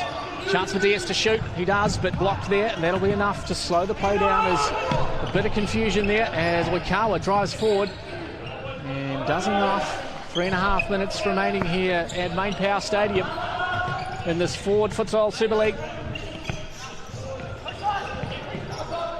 As Innes challenge there, that will roll towards the goal, but Oikawa will get there quickly. He's got 4 seconds to get it over half. He'll get the ball over half without him involved in it. Zimmerman, Oikawa, shooting opportunity, and that's big there from Watanabe. As we see replacement here, Finn Gupset onto the court, on the ball now. It's Oikawa, Richards, can they centre? They can, but it's sent away by Hawkins this time. 3 minutes remaining, 6-3 the scoreline. Almost getting to that time, as a good save there from Fraser Hunter. He's got some shot on him. As Oikawa now, far side for Richards in. They can't get on it. Trying to fight Finn Gupset. Blocked there by Hallerman. Again here for Oikawa. And what a head away there by Oban Hawkins. Jeez, just that mullet just glistened in the sunlight for a moment there as he headed that one away. Got to get themselves organised here. 2.5 minutes remaining. Richards, far side now for Oikawa. Drops it down the line for Zimmerman. Centering ball. Hunter, saved. Chance still here. And good save from Hunter. Can he get the shot away? He does, but it's very wide off the target. And that'll be out on the halfway line. And that's probably not the spot, but that's okay. As far side now for Oikawa. Stanley onto the court. Blocked there. Chance here for Southern United. Can they get the shot away? It's Hawkins running forward. Open goal. And a great work there from Oikawa. 2 minutes remaining. I don't think they'll worry too much about that with Southern United though. Still interesting they haven't had any more timeouts as well. Yeah, I think both teams have a timeout remaining in this half. I think so, yeah. So Stanley will get us back underway as he kicks that one in, and Zimmerman gets a touch on it, and Southern United call the timeout. Chance for a little bit of a breather for their players. It's been some second half performance by Southern United. Very much so. I think I'd like to see some change here from Canterbury. I think Southern have defended really well. They defended with a 3 against fifth man. Canterbury just a little bit naive in their setup and forcing the pass or the shot. I'd like to see them change the formation a little bit. I think the opposite flanker isn't tucking in to offer a target. They're not hitting that channel a little bit earlier. And potentially maybe even putting someone in the middle, offering a fixed target to drag those players in and create space on the outsides for the shot. Well, it's a couple of ideas there thrown around, Ronan. You do understand this game a heck of a lot better than I do. But it is Southern United that 3 goals to the good, and they're back out on the court ready to go. I'd like to see who's going to grab the game with the scruff of the neck from Canterbury. It's all a bit samey. Who's going to say, hey, we want to win this game. Let's show a bit of quality and make the difference. Yeah, just wonder if Charlie Bailey carrying a bit of injury after that fall. Unfortunately, he's not back out on the court. There's Another corner here for Southern United. And there's a mistake there from Cooper, and Galpset comes forward with it. Zimmerman centres Richards' chance. Good save from Fraser Hunter.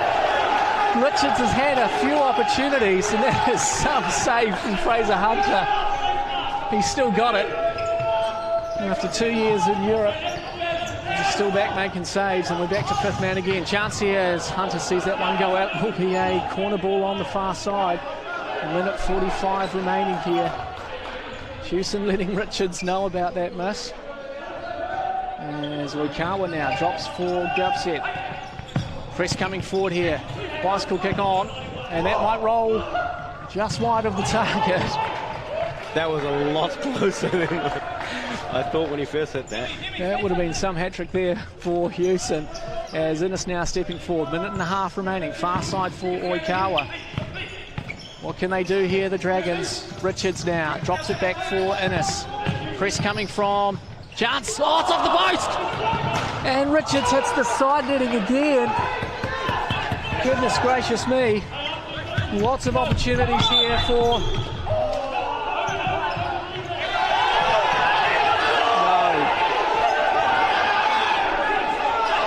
Trying to say he threw the ball away there. I think he was just passing it back.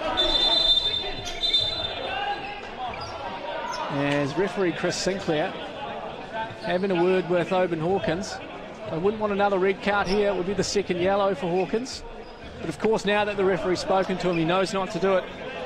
Ronan? I think that one was a little bit less deliberate. I don't actually think the referees saw it. I think it's more the appeals from Canterbury that forced that chat. As the Dragons back into it. Minute 10 remaining here. Need to do more than 1-2s and a chance. And one of the target there from probably the easiest opportunity. That one there. Canterbury have changed their setup with sloppy in their passing now, so... Well, I'll tell you what, you're not going to win the game doing 1-2s in the centre of the court, unfortunately. So they've got to find another channel here to Innes and Galpset. There's a chance here for Fraser Hunter to score. As it is Cooper now who'll go for goal. Great challenge there from Richards. Cooper felt that one. And there's a bit of emotion out on the court, that's for sure. You can see Hewson having a few words with Richards. And back and forward here. Hopefully Cooper's all right after that one. Just caught him after the ball there, did Richards. I've actually been impressed with Cooper. I haven't seen him much from play before, but he's been quite solid. He offers like a bit of stability whenever he comes on the court. You know exactly what you're going to get from a player like him. Well, 50 seconds remaining here. Southern United lead 6-3. I've seen stranger things happen in a game of futsal. So the Dragons, let's see what they can come up with. They just need one. They've got to start with one, and then they can reset. But at the moment, they're really struggling to get that one. As sent forward here by Hewson. Watanabe couldn't bring that under control, and back into fifth man with 46 seconds remaining. Zimmerman down the line here for Richards, centres, and sent away there by Hewson, and it will touch the roof, so it will be out of court on the near side, I think. We'll take it from the far near side, it is. Will be Richards, 38 seconds remaining. As a shot comes in from Zimmerman, blocked there by Watanabe it was. As they move it around here to the Dragons, but straight out of court, 25 seconds remaining. And through here, chance for Innes, but Cameron and him get caught up. Still there, got to think about it here to the Dragons. Innes drops into the middle, but no one's there. They weren't organised, were the Dragons. And it's out of court on the far side, 15 seconds remaining. And I think this will be the game for Southern United. As Hewson sends it forward one more time, but out of court, 12 seconds remaining. What can they do here, the Dragons? As Innes now gets the toe away, but that's wide of the target. And Fraser Hunter will drop this forward. Shot comes in, and that'll do it here at the MainPower Stadium. A game apiece for Southern and the Canterbury Dragons, with Southern United coming away victors of this one, 6-3. Ronan, been an absolute pleasure having you in the commentary box. Thank you, Mark. Enjoyable experience and great commentating the 2 games with you. And we'll be back here at MainPower Stadium on March the 2nd for the next series. Until then, it's been an absolute pleasure calling you through it, and stick with us.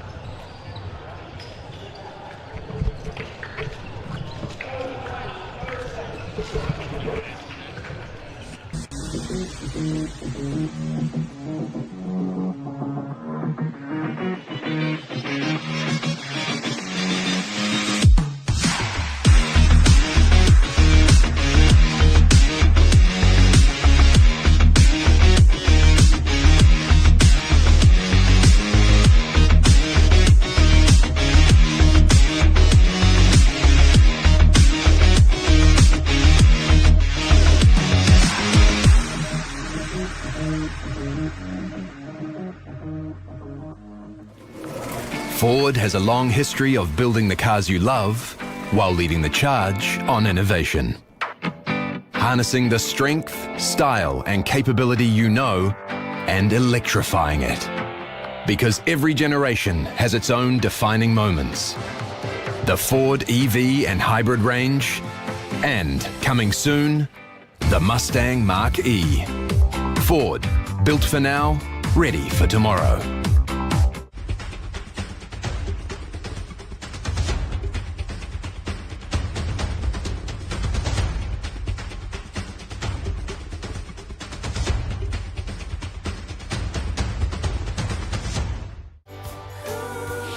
Resene has been voted New Zealand's most trusted paint brand every year for the last 11 years.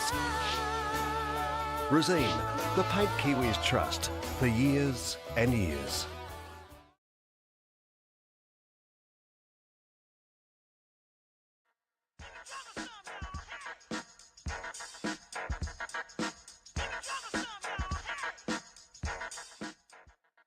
The fern is a symbolic representation for all New Zealanders and has been reimagined to represent all of football in Aotearoa, New Zealand.